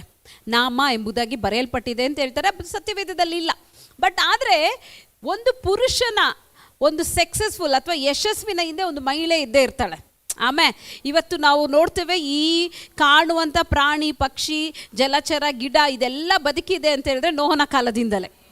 ಆಮೇಲೆ ಇದಕ್ಕೆಲ್ಲದಕ್ಕೂ ಜೀವ ಜಂತುಗಳಿಗೆ ಕಾರಣವಾಗಿದ್ದವರು ನೋಹ ಎಷ್ಟೋ ಅಷ್ಟೇ ನೋಹನ ಹೆಂಡತಿ ಕೂಡ ಅಲ್ವಾ, ಅಲ್ಲಿದ್ದಂಥ ಸ್ತ್ರೀಯರು ಕೂಡ. ಓಕೆ, ನಾವು ಬರೋಣ. ನೋಹನ ಕಾಲದಲ್ಲಿ ನಾವೇನ ಮಾಡ್ಬೇಕಂತ ಹೇಳಿದಾಗ ಅವನ ದರ್ಶನಕ್ಕೆ, ಅವನು ಹೇಳೋದಕ್ಕೆ ಇಡೀ ಜನ ಪರಿಹಾಸ್ಯ ಮಾಡಿದ್ರು, ಆದರೆ ಅವನ ಮನೇಲಿರೋರೆಲ್ಲ ಅವನ ಜೊತೆ ನಿಂತರು. ಆಮೇಲೆ ಇವತ್ತು ಯಾರು ಸಕ್ಸಸ್ಫುಲ್ ಅಂತ ಹೇಳಿದ್ರೆ ನೋಹನೇ ನಿಜವಾಗ್ಲೂ ಯಶಸ್ವಿಯಾದ ಪುರುಷ. ಯಾಕೆಂದರೆ ಅವನಿಗೆ ಬಿಸ್ನೆಸ್ ಇದೆಯೋ ಏನಿದೆಯೋ ಗೊತ್ತಿಲ್ಲ, ಅವನ ಫ್ಯಾಮಿಲಿ ಅವನ ಜೊತೆಗಿದೆ. ಕಷ್ಟ ಬಂದರೂ ಕೂಡ ಯಾರಿದ್ದಾರೋ ಇಲ್ವೋ ಗೊತ್ತಿಲ್ಲ, ಬಟ್ ಅವನ ಕುಟುಂಬದವ್ರು ಅವನ ಜೊತೆಲಿದ್ದಾರೆ. ಆಮೇಲೆ ಇವತ್ತು ನಿಜವಾಗ್ಲೂ ಕುಟುಂಬದವ್ರನ್ನ ಗೆಲ್ಲೋದೇ ದೊಡ್ಡ ಚಾಲೆಂಜ್ ಹೌದಾ ಅಲ್ಲ? ಸೊ ಇವತ್ತು ಹೇಳ್ತಾ ಇದ್ದೇವೆ, ಇವತ್ತು ಸ್ತ್ರೀಯರಾದ ನಮಗೆ ನಿಮಗೆ ಒಂದು ಒಂದು ಕರೆಯುವಿಕೆ ಕೊಡಲ್ಪಟ್ಟಿದೆ, ಒಂದು ಉದ್ದೇಶ ಕೊಡಲ್ಪಟ್ಟಿದೆ. ಅದೇನಂತ ಹೇಳಿದ್ರೆ ದರ್ಶನದ ಜೊತೆಗೆ ನಿಲ್ಲಲಿಕ್ಕೆ. ಆಮೇನ್. ನಾವೇನಾದರೂ ಆಗಿದ್ರೆ, ಒಂದು ವೇಳೆ ನೀವು ಇಲ್ಲಿ ಕೂತ್ಕೊಂಡವ್ರು ಯೋಚನೆ ಮಾಡ್ರಿ, ನೀವೇನಾದರೂ ನೋಹನ ಹೆಂಡತಿಯ ಜಾಗದಲ್ಲಿ ಇದ್ದಿದ್ರೆ ಇಡೀ ಸ್ಟ್ರಕ್ಚರನ್ನೇ ಚೇಂಜ್ ಮಾಡಿಬಿಡ್ತಿದ್ದೋ ನಾವು. ಏನು ದೇವ್ರು ಕೊಟ್ಟಂತಹ ಐಡಿಯಾವನ್ನೇ ಚೇಂಜ್ ಮಾಡ್ತಿದ್ದೋ. ಏನಿದು ಒಂದೇ ಬಾಗಿಲು, ಆ ಪ್ರಾಣಿ ಪಕ್ಷಿ ಎಲ್ಲ ಒಳಗಡೆ ಬರುತ್ತೆ, ಅದೇ ಬಾಗಿಲಲ್ಲಿ ನಾನು ಬರಬೇಕಾ, 2 ಬಾಗಿಲಿಡು ಅಥವಾ 4 ಕಿಟಕಿ ಇಡು ಅಂತ ಹೇಳ್ತಿದ್ದೋ. ಒಂದೇ ಕಿಟಕಿ, ಒಂದೇ ಬಾಗಿಲು ಅಲ್ವಾ? ಸೊ ನೋಡ್ರಿ, ಆಮೇಲೆ ಆ ಪ್ರಾಣಿ ಬೇಡ, ಈ ಪ್ರಾಣಿ ಬೇಡ, ನಾವು ತುಂಬ ಮಾಡಿಫಿಕೇಶನ್ ಮಾಡ್ತಿದ್ದೋ. ಹೌದಾ ಅಲ್ಲ? ಒಪ್ಕೊಳ್ಳಿ ನೋಡೋಣ. ನಾವಾಗಿದೆ. ಆದರೆ ನಿಜ ನೋಡ್ರಿ, ಹಾಗೆ ಒಬ್ಬೇ ಆದ್ಲು ಅಲ್ವಾ? ಮೊದಲನೇದಾಗಿ ನಾನು ಹೇಳಕ್ಕೆ ಸಾಧ್ಯ, ಗಂಡನ ಆ ಒಂದು ದರ್ಶನ, ಇಡೀ ಜನ ನಗ್ತಾ ಇದ್ರು ಕೂಡ ಅವಳು ನಗಲಿಲ್ಲ, ಜೊತೆಗೆ ನಿಂತಳು. ಒಂದು ಆಮೇನ್, ಹಾಲೆಲೂಯಾ. ಸೊ ನಾನು ಹೇಳಕ್ಕೆ ಸಾಧ್ಯ, ಸ್ತ್ರೀಯರು ನಿಂತರೆ, ನೀವೇನಾದರೂ ಒಂದಕ್ಕೆ ಆಯಿತು ಅಂತ ನಿಂತರೆ ಹೆಂಗೆ ಬೇಕಾದರೂ ಸಾಧಿಸ್ಲಿಕ್ಕೆ ಸಾಧ್ಯ. ಆಮೇ ಒಂದು ವೇಳೆ ನಿಮ್ಮ ಮನೆಯವ್ರ ಕೈಯಿಂದ ಆಗಿಲ್ಲ ಅಂದರೂ, ಇಲ್ಲಂಗೆ ಇದು ನಂಗೆ ಪಣ್ಣಿ ಆಗೋಣ, ಪಣ್ಣಂಗೆ ಮಾಡಿ ಆಗುತ್ತೆ ನಿಮ್ಮ ಕೈಲಿ ಅಂತ ನೀವು ಹೆಂಗಾದರೂ ಮಾಡಿಸ್ಬಿಡ್ತೀರ. ಹೌದಾ ಅಲ್ವಾ? ಹೇಗಾದರೂ ಮಾಡಿ ಹಿಡಿದಿರ ಹಠವನ್ನು ಸಾಧಿಸ್ತೀರ. ಸೊ ಇಲ್ಲಿ ನೋಡ್ರಿ, 120 ವರ್ಷಗಳ ಕಾಲ ಹಿಡೀತಂತೆ ನೋಹ ಆ ಒಂದು ನಾವೇ ಮಾಡಲಿಕ್ಕೆ. 120 ವರ್ಷಗಳ ಕಾಲ ಜನ ಸತತವಾಗಿ ಅವನ್ನ ನೋಡಿ ನಗಾಡ್ತಿದ್ರು, ಆಮೇಲೆ ಅವನ್ನ ನೋಡಿ ಗೇಲಿ ಮಾಡ್ತಿದ್ರು. ಅವಾಗೆಲ್ಲೂ ಅವಳು ಅವನ್ನ, ನೀ ಎಲ್ಲ ಅವ್ರ ನೀನೆಲ್ಲ ಬುದ್ಧಿ ಇಲ್ಲ, ಅವ್ರು ಹೇಳಿದ್ರು ಇವ್ರು ಕೇಳಿದ್ರು, ಯಾವ ನೆಗೆಟಿವ್ ಹೇಳಿದಾಗಿ ವಾಕ್ಯ ಬರೀತಿಲ್ಲ. ಆಮೇಲೆ ವಾಕ್ಯದಲ್ಲಿ ಏನು ಹೇಳ್ತಿದೆ, ಮನೆಯವ್ರ ಜೊತೆಗೆ ನಿಂತರು, ಮನೆಯವರೆಲ್ಲ ಸೇರಿ ನಾವೇನ ಕಟ್ಟಿದ್ರು. ಆಮೇಲೆ ನೋಡ್ರಿ, ನಿಜವಾಗ್ಲೂ ಅವಳು 2ನೇ ಯಶಸ್ವಿನ ತಾಯಿ. ಅಷ್ಟು ಸೊಸೆ ಇರುವಂಥ ಗಂಡು ಮಕ್ಕಳು ಕೂಡ ಅವ್ರು ಹೇಳೋದನ್ನು ಕೇಳಿದ್ರು ಅಲ್ವಾ? Greatest blessing. ಆಮೇಲೆ ಇವತ್ತು ನಮ್ಮ ಮಗಳಿಗೆ ಈ ಕಡೆ ಬಾ, ಅದೇನಾರು ತಗೋಬಾ ಅಂತ ಹೇಳಿದ್ರೆ ಬರೋದೇ ಇಲ್ಲ ಅಲ್ವಾ? ರೀನಾ ಸಿಸ್ಟ್ರು ಮಗಳು ಲಾಸ್ಟ್ನೇ ಅವಳಿಗೆ ಒಂದು ಗ್ಲಾಸ್ ತಗೋಬಾ ಅಂದರೆ ನನಗೆ ಕೈ ನೋವು ಮಮ್ಮಿ ಅಂತ ಹೇಳ್ತಾರೆ, ಚಿಕ್ಕವಳು. ನಾನು ಹೇಳ್ತಾ ಇರೋದು, ಮಕ್ಕಳು ಆ ಥರ ಇರೋದ್ರಲ್ಲಿ ಇವಳಷ್ಟು ಬ್ಲೆಸ್ಡ್ ಬೇರೆ ಯಾರೂ ಇಲ್ಲ. ಆಮೇಲೆ ಅಷ್ಟು ದೊಡ್ಡ ದೊಡ್ಡ ಮಕ್ಕಳು ಕೂಡ ತಂದೆ ದರ್ಶನ ಜೊತೆ ನಿಂತರು. ಆಮೇಲೆ ಇವತ್ತು ನಿಜವಾಗ್ಲೂ ನಾನು ಹೇಳಕ್ಕೆ ಸಾಧ್ಯ, ನೀವು ಗಂಡನ ಜೊತೆ, ದರ್ಶನದ ಜೊತೆ, ದೇವ್ರು ಕೊಟ್ಟಿರೋ ದರ್ಶನ ಜೊತೆ ನಿಂತು ಬಿಡ್ರಿ, ಬಾಕಿ ಎಲ್ಲ ನಿಮಗೆ ಆ್ಯಡ್ ಆಗಿ ಬರುತ್ತೆ. ಆಮೇಲೆ ಒಬೇಡಿಯನ್ಸ್ ನಿಮ್ಮಿಂದ ಸ್ಟಾರ್ಟ್ ಆದರೆ ಬಾಕಿ ಎಲ್ಲ ಆಟೋಮೆಟಿಕ್ ಆಗಿ ಹಾಗಾದ್ರೆ ಒಬೇಡಿಯನ್ಸ್ ಸ್ಟಾರ್ಟ್ ಆಗಬೇಕಾದ್ರೆ ಎಲ್ಲಿಂದ ಹೇಳ್ರಿ? ನನ್ನಿಂದ. ನಾನು ಒಬ್ಬೆ ಆದರೆ, ನಾನು ನನಗೆ ಕೊಡಲ್ಪಟ್ಟಂಥ ಹಸ್ಬೆಂಡ್ ಇಲ್ಲ ಅಂತ ಹೇಳಿದ್ರೆ ದೇವರು, ಅವ್ರಿಗೆ ಒಬ್ಬೆ ಆದರೆ ಸಾಕು. ವಾಕ್ಯ ಏನು ಹೇಳ್ತು ಆ ರೀತಿ ಒಬ್ಬೆ ಆದರೆ ಸಾಕು, ಬಾಕಿ ಎಲ್ಲ ಆ್ಯಡ್ ಆನ್ ನಮ್ಮ ಜೊತೆಗೆ ನಮಗಾಗಿ ಸೇರಿಸಿ ಕೊಡಲ್ಪಡುತ್ತೆ. Hallelujah, praise the lord. ಎಲ್ಲರೂ ಇಲ್ಲೇ ಇದ್ದೀರಾ? ನೋಡ್ರಿ, ನಾವು ಇನ್ನೊಂದು ಹೇಳಲಿಕ್ಕೆ ಸಾಧ್ಯ. 2ನೇದಾಗಿ ಹಾರ್ಡ್ ವರ್ಕರ್ ಆಗಿದ್ಲು ಅಂತ ನಾನು ಹೇಳಕ್ಕೆ ಸಾಧ್ಯ. ಹೆಂಗೆ ಅಂತ ಕೇಳ್ತೀರಾ? ನಾವೇ ಎಷ್ಟು ದೊಡ್ಡದು, ಒಂದು ಆನೆ ಹೋಗೋಷ್ಟು, 2 ಆನೆ ಹೋಗೋಷ್ಟು ದೊಡ್ಡದು ನೋಡ್ರಿ. ಇಲ್ಲಿ ವಾಕ್ಯ ಅದನ್ನೆಲ್ಲ ಮಾಡ್ಬೇಕಂತ ಹೇಳಿದ್ರೆ ಈಸಿನ ಅದು ಇಲ್ಲ. ಸೊ 1-2 ದಿನನ 120 ವರ್ಷಗಳ ಕಾಲ ಹಸ್ಬೆಂಡು ಮಕ್ಕಳು ಏನು ಮಾಡ್ತಿದ್ದಾರೆ, ಹೊರಗಡೆ ಕೆಲಸ ಮಾಡುವಾಗ ಹೆಂಡತಿ ಮತ್ತು ಅವರಿರೋ ಸೊಸೆಗಳು ಅವರಿಗೆ ಬೇಕಾದ ಅಡಿಗೆ, ಹೌದಾ ಅಲ್ವಾ? ಯೋಚನೆ ಮಾಡಿರಿ, ಅದು ತಗೋಬಾ, ಇದು ತಗೋಬಾ, ಕೊತ್ತಂಬರಿ ಸೊಪ್ಪು ತಗೋಬಾ, ಟೊಮೆಟೊ ತಗೋಬಾ ಅಂತ ಹಸ್ಬೆಂಡ್ಗೆ ಹೇಳೋಕ್ಕಾಗಲ್ಲ, ಅವ್ರನ್ನ ಕರೆಯೋಕ್ಕಾಗಲ್ಲ. ಯಾಕೆ? ಅವ್ರು ಫೀಲ್ಡಲ್ಲಿದ್ದಾರೆ. ಆದರೂ ಮಾಡೋದಾದ್ರೂ ಏನು ಇನ್ಕಮ್ ಬರೋ ಕೆಲಸ ಮಾಡ್ತಿದ್ದಾರಾ? You should think. ನಮಗೆ ಆದರೆ ದುಡ್ಡು ಬರೋ ಕೆಲಸ ಆದರೆ ಹೋಗು ಅಂತ ಕುತ್ತಿಗೆ ಹಿಡಿದು ನಾವು ಕಳಿಸ್ಬಿಡ್ತೀವಿ. ಆದರೆ ಇವರು ಹೋಗಿರೋದು ಏನಕ್ಕೆ? ಸೇವೆ ವಿಷಯಕ್ಕೆ. ದೇವ್ರು ಹೇಳಿರೋ ಸೇವೆ ಮಾಡ್ತಿದ್ದಾರೆ ಹಸ್ಬೆಂಡ್. 1-2 ದಿನ ಅಲ್ಲ, 120 ವರ್ಷ. ಆದರೆ ಮನೇಲಿರೋ ಎಲ್ಲ ಕಾರ್ಯಗಳನ್ನ ಇವಳು ವಹಿಸ್ಕೊಂಡ್ಲು. ಆಮೇನ್ ಹೇಳ್ರಿ, ಎಷ್ಟು ಚೆನ್ನಾಗಿದೆ ಅಲ್ವಾ? ನಾವು ಅಂದ್ಕೊಡೋಷ್ಟಲ್ಲ, ಆಗೆಲ್ಲ ಎಷ್ಟು ಕಷ್ಟ ಇರುತ್ತೆ ನೋಡ್ರಿ. ನೋಹ ವೈಫ್ ಎಲ್ಲೂ ಗುಣಗುಟ್ಟಿಲ್ಲ, ಎಲ್ಲೂ ಕಾಣಿಸಲ್ಲ, ಉಪ್ಪಿನ ಹಾಗೆ ಜೊತೆಗಿದ್ಲು. ಆಮೇಲೆ ಉಪ್ಪಿನ ಹಾಗೆ ಬೆರ್ತೋದ್ಲು. ಎನ್ನಾಲತ ಅಂತನೂ ಹೇಳಿಲ್ಲ ಎಲ್ಲೂ. ಆಮೇಲೆ ನನ್ನಿಂದನೇ ನಾನಿದ್ದದಕ್ಕೆ ನಾವೇ ಆಯಿತು ಅಂತನೂ ಹೇಳಿಲ್ಲ, ಏನೂ ಹೇಳಿಲ್ಲ. ಕ್ರೆಡಿಟ್ ಎಲ್ಲ ನೋಹಾಗೋಯ್ತು. ಆಮೇನ್, ಹಾಲೆಲೂಯಾ. ನಿಜವಾಗ್ಲೂ ಅವಳೇನಾದರೂ ಕೋಆಪ್ರೇಟ್ ಮಾಡಿಲ್ಲ ಅಂದಿದ್ರೆ ನೋಹ ಕೈಲಿ ಅದು ಫಿನಿಷ್ ಮಾಡೋಕ್ಕೆ ಆಗ್ತಿರ್ಲಿಲ್ಲ ಆಮೇಲೆ ನಾನು ನಮ್ಮ ಸಭೆಯಲ್ಲಿರುವ ಕೆಲವು ನೋಹನ ವೈಫ್ಗಳಿಗಾಗಿ ನಾನು ಸ್ತೋತ್ರ ಮಾಡ್ತೀನಿ. ಆಮೇಲೆ ನಿಮ್ಮ ಹಸ್ಬೆಂಡ್ಗಳ ಮಿಷನ್ನಿಗೆ, ನಿಮ್ಮ ಹಸ್ಬೆಂಡ್ಗಳಿಗೆ ದೇವರು ಕೊಟ್ಟಂತಹ ಆ ದರ್ಶನಕ್ಕೆ, ಅಥವಾ ನಿಮ್ಮ ಮಕ್ಕಳಿಗೆ ದೇವರು ಕೊಟ್ಟ ದರ್ಶನಕ್ಕೆ ನೀವು ಜೊತೆಯಾಗಿ ನಿಲ್ರಿ, ಹಾರ್ಡ್ ವರ್ಕರ್ ಆಗಿ ನಿಲ್ರಿ. ಆಮೇನ್, ಹಾಲೆಲೂಯ. ಸೊ ನೋಹಾಗಾಗ 500 ಇಯರ್ಸ್ ಅಂತ ಹೇಳಲ್ಪಡ್ತಾ ಇದೆ ಅವಾಗ ಈ ಪೆಟ್ಟಿಗೆ ನಾವೆಯನ್ನು ಮಾಡುವಾಗ ಆ ಸಮಯದಲ್ಲಿ. ಸೊ ನೋಹಾಗೆ ಬೇಕಾಗಿರೋ ಎಲ್ಲ ಕಾರ್ಯನ ಮಾಡಿಕೊಡ್ತಾ ಇದ್ಲ. ಆಮೇಲೆ ಅದಾದಮೇಲೆ ಮಳೆ ಬರೋಕ್ಕಿಂತ ಮುಂಚೆ 7 ದಿನ ಮುಂಚೆ, ಹಿಸ್ಟ್ರಿ ಹೇಳುತ್ತೆ 7 ದಿನ ಮುಂಚೆನೇ ಅವ್ರೇನು ಮಾಡ್ತಾರೆ, ನಾವೇ ಒಳಗಡೆ ಹೋಗೋಕ್ಕಿಂತ ಮುಂಚೆ 6ನೇ ಅಧ್ಯಾಯ 11ನೇ ವಾಕ್ಯಕ್ಕೆ ಬರ್ತಾ ಇದೆ. 11ನೇ ವಾಕ್ಯದಲ್ಲಿ ಹೇಳ್ತಾ ಇದೆ, ಮತ್ತು ನಿನಗೂ ಮತ್ತು ಅವುಗಳಿಗೂ ಅಂದರೆ ಎಲ್ಲ ಪ್ರಾಣಿಗಳಿಗೂ ಅವುಗಳಿಗೂ ಪೋಷಣೆ ಆಗುವಂತೆ ಸಕಲ ವಿಧವಾದ ಆಹಾರ ಪದಾರ್ಥಗಳನ್ನು ನಿನ್ನ ಬಳಿಯಲ್ಲಿ ಕೂಡಿಟ್ಟುಕೊಳ್ಳಬೇಕು ಅಂದನು. ವಾಕ್ಯ ಹೇಳ್ತಾ ಇದೆ, ದೇವರು ಅಪ್ಪಣೆ ಕೊಟ್ಟ ಪ್ರಕಾರವೇ ನೋಹನು ಮಾಡಿದನು. ಇಲ್ಲ ಇದ್ದೀರಾ ಎಲ್ಲರೂ? ಸೊ ನೋಡ್ರಿ, ಎಷ್ಟು ದಿನ ನಾವೇ ಒಳಗಡೆ ಇದ್ರು ಅಂತ ಹೇಳ್ತಾ ಇದ್ದೇನೆ. 375 ದಿನ ನಾವೇ ಒಳಗಡೆ ಇದ್ರಂತೆ. ಅಂದರೆ 1 ವರ್ಷ 17 ದಿನ. ಎಲ್ಲರೂ ನನ್ನ ಜೊತೆಗೆ ಹೇಳ್ರಿ, ಎಷ್ಟು ವರ್ಷ? 1 ವರ್ಷ 17 ದಿನ ನಾವೇ ಒಳಗಡೆ ಇರಬೇಕು. ನಾವೇ ಒಳಗಡೆ ಎಷ್ಟು ಜನ ಇದ್ದಾರೆ? ಮನುಷ್ಯರು 8 ಜನ. ಬಾಕಿ ಎಲ್ಲ ಏನು? ಹುಳದಿಂದ ಹಿಡಿದು, ಹಾವಿಂದ ಹಿಡಿದು, ದೊಡ್ಡ ದೊಡ್ಡ ಎಲ್ಲ ವಿಧವಾದ ಪ್ರಾಣಿ, ಪಶು, ಪಕ್ಷಿಗಳು. ಓಕೆ, ಇವಕ್ಕೆಲ್ಲ ಬೇಕಾದ ಆಹಾರ. ಆಮೇನ್. ಸೊ ನೀವು ಊರಿಗೆ ಹೋಗ್ತೀರಾ, ಇಲ್ಲ ಪಿಕ್ನಿಕ್ಗೆ ಹೋಗ್ತೀರಾ, ಇಲ್ಲ ಅಮ್ಮ ಮನೆಗೆ ಹೋಗ್ತೀರಾ, ಎಲ್ಲರೂ ಕರ್ಕೊಂಡು ಹೋಗ್ತೀರಾ 1 ದಿನ 2 ದಿನ. ಸೊ ನೀವು ಪ್ಯಾಕಿಂಗ್ ಮಾಡೋದು ನಿಮ್ಮ ಮನೇಲಿ ಯಾರು? ಹೆಂಗೂ ಪ್ಯಾಕಿಂಗ್ ಮಾಡಿದ ತಕ್ಷಣ ಅಲ್ಲೋದಾಗ ಏನಾದರೂ 1 2 3 ಐಟಮು ಇರಲ್ಲ. ಒಂದು ಬ್ರಷ್ ತೊಗೊಂಡಿರಲ್ಲ, ಇಲ್ಲ ಟವಲ್, ಹೌದಾ ಅಲ್ವಾ? ಎಲ್ಲರೂ 100ಗೆ 100 ಎಷ್ಟು ಜನ ಔಟ್ ಇಲ್ಲ. ಇಲ್ಲಿ ನೋಡ್ರಿ, ಆಮೇಲೆ ಹೋಗಿ ತಗೋತೀನಿ ಅಂತ ಹೇಳಿದ್ರು, ಮರ್ತೋಯ್ತು. ಅದು ಪಕ್ಷಿ ಊಟ ತಗೊಳಕ್ಕೆ ಮರ್ತೋಯ್ತು, ಇಲ್ಲ ಅಂದರೆ ನಾನು ಹಿಟ್ಟು ತಗೊಳಕ್ಕೆ ಮರ್ತೋಯ್ತು, ಆಯಿಲ್ ತಗೊಳಕ್ಕೆ ಮರ್ತೋಯ್ತು ಅಂತ ಹೊರಗಡೆ ಬರೋಕ್ಕಾಗುತ್ತಾ? ಇಲ್ಲ ಏನಾದರೂ ಬುಕ್ ಮಾಡ್ತೀನಿ ತರತ್ತೆ, ಏನೂ ಇಲ್ಲ. ಪರಿಸ್ಥಿತಿ ನೋಡ್ರಿ, ಮಳೆ ಬರುತ್ತೆ. ಆಮೇಲೆ ಹಾಲೆಲೂಯ. ತಿಳ್ಕೊಳ್ರಿ, 1 ವರ್ಷಕ್ಕೆ ಮೇಲೂ ಬೇಕಾದಂಥ ಮನುಷ್ಯರಿಗಲ್ಲ, ಅವುಗಳಿಗೂ ಸೇರಿ, ಪ್ರಾಣಿ, ಪಕ್ಷಿ, ಪಶು ಎಲ್ಲದಕ್ಕೂ ಸೇರಿ ಬೇಕಾದ ಆಹಾರವನ್ನು ಜೋಡಿಸಿಡ್ಬೇಕಂದ್ರೆ ನೋಹ ಕೈಯಲ್ಲಿದೆಯಾ, ನೋಹನ ಹೆಂಡತಿಯ ಕೈಯಲ್ಲಿದೆಯಾ, ಇಲ್ಲ ಅಲ್ಲಿರುವ ಸ್ತ್ರೀಯರ ಕೈಯಲ್ಲಿದೆಯಾ? ಯಾರಿಗೆ ಈ ಕ್ರೆಡಿಟ್ ಹೋಗ್ಬೇಕು? ಎಸ್, ಆಮೇಲೆ ನೋಡ್ರಿ, ಒಂದಾದರೂ ನಾವು ವಾಕ್ಯವನ್ನ ನೋಡ್ತೀವ, ಸತ್ತೋಯ್ತು ಪಕ್ಷಿ ಊಟ ಇಲ್ದೇನೆ ಅಂತ? ಇಲ್ಲ. ನೋಡ್ರಿ, ಹಾಗಾದರೆ ದೇವರು ಅವಳಿಗೆ ಎಷ್ಟು ಜ್ಞಾನವನ್ನು ಕೊಟ್ಟಿದ್ರು, ಅವಳಿಗೆ ಎಷ್ಟು ಚೆನ್ನಾಗಿ ಆರ್ಗನೈಸ್ಡ್ ಆಗಿರ್ಬೋದು. ನಾನು ಈಗ ಹೇಳಕ್ಕೆ ಸಾಧ್ಯ, ಅವಳು ವೆಲ್ ಆರ್ಗನೈಸ್ಡ್. ಆಮೇನ್. ಇಲ್ಲ ಇದ್ದೀರಾ? ನನಗಿಷ್ಟ, ಈ ಹೆಣ್ಣು ಮಕ್ಕಳನ್ನ ಮದುವೆ ಮಾಡಿ ಕಳಿಸಿದ್ರೆ ಈ ಕ್ಯಾರೆಕ್ಟ್ರಲ್ಲಿ ನೀವು ಹೋಗ್ಬೇಕು. ನಾನು ಆನ್ಲೈನಲ್ಲಿ ಆಲಿಸ್ತಿರೋರು ಯಾರಾದರೂ ಇದ್ದರೆ, ನಿಮ್ಮ ಸ್ತ್ರೀಯರೆಲ್ಲರೂ ನಿಮ್ಮ ಮಗಳಿದ್ದರೆ ಅವ್ರ ತಲೆ ಮೇಲೆ ಕೈ ಇಟ್ಟು ಈ ಕ್ಯಾರೆಕ್ಟ್ರೆಲ್ಲ ನನಗೂ ನನ್ನ ಮಗಳ ಮೇಲೂ ಬರಲಿ ಅಂತ ಪ್ರೇಯರ್ ಮಾಡು. ಆಮೇನ್, ಹಾಲೆಲೂಯ. ಸೊ 31ನೇ ಜ್ಞಾನೋಕ್ತಿಗಳಲ್ಲಿ ಈ ವಾಕ್ಯ ಬರೆಯಲ್ಪಟ್ಟಿದೆ. ಅವಳು ತನಗೂ ತನ್ನ ಮನೆಯವರಿಗೂ ಬೇಕಾದದ್ದನ್ನು ಅವಳು ಏನು ಮಾಡ್ತಾಳೆ, ತೀನಿಯನ್ನೆಲ್ಲ ಅವಳು ಸಿದ್ಧ ಮಾಡಿಟ್ಕೊಳ್ತಾಳೆ. ನೋಡ್ರಿ, ಈ 1 ವರ್ಷಕ್ಕಿರೋದನ್ನ ಸಿದ್ಧ ಮಾಡ್ಕೊಂಡ್ಲು. ಪ್ರೈಸು ಲೋಡ್ ಹೇಳ್ರಿ ಅವಳಿಗಾಗಿ. ಆಮೇಲೆ ಇವತ್ತು ನಾನು ಮತ್ತು ನೀವೆಲ್ಲರೂ ಕಲಿಬೇಕು ಇದರಿಂದ. ಆಮೇಲೆ ಸೊ ಆಯಿತು, ಓಕೆ, ಒಳಗಡೆ ಓದ್ಲು.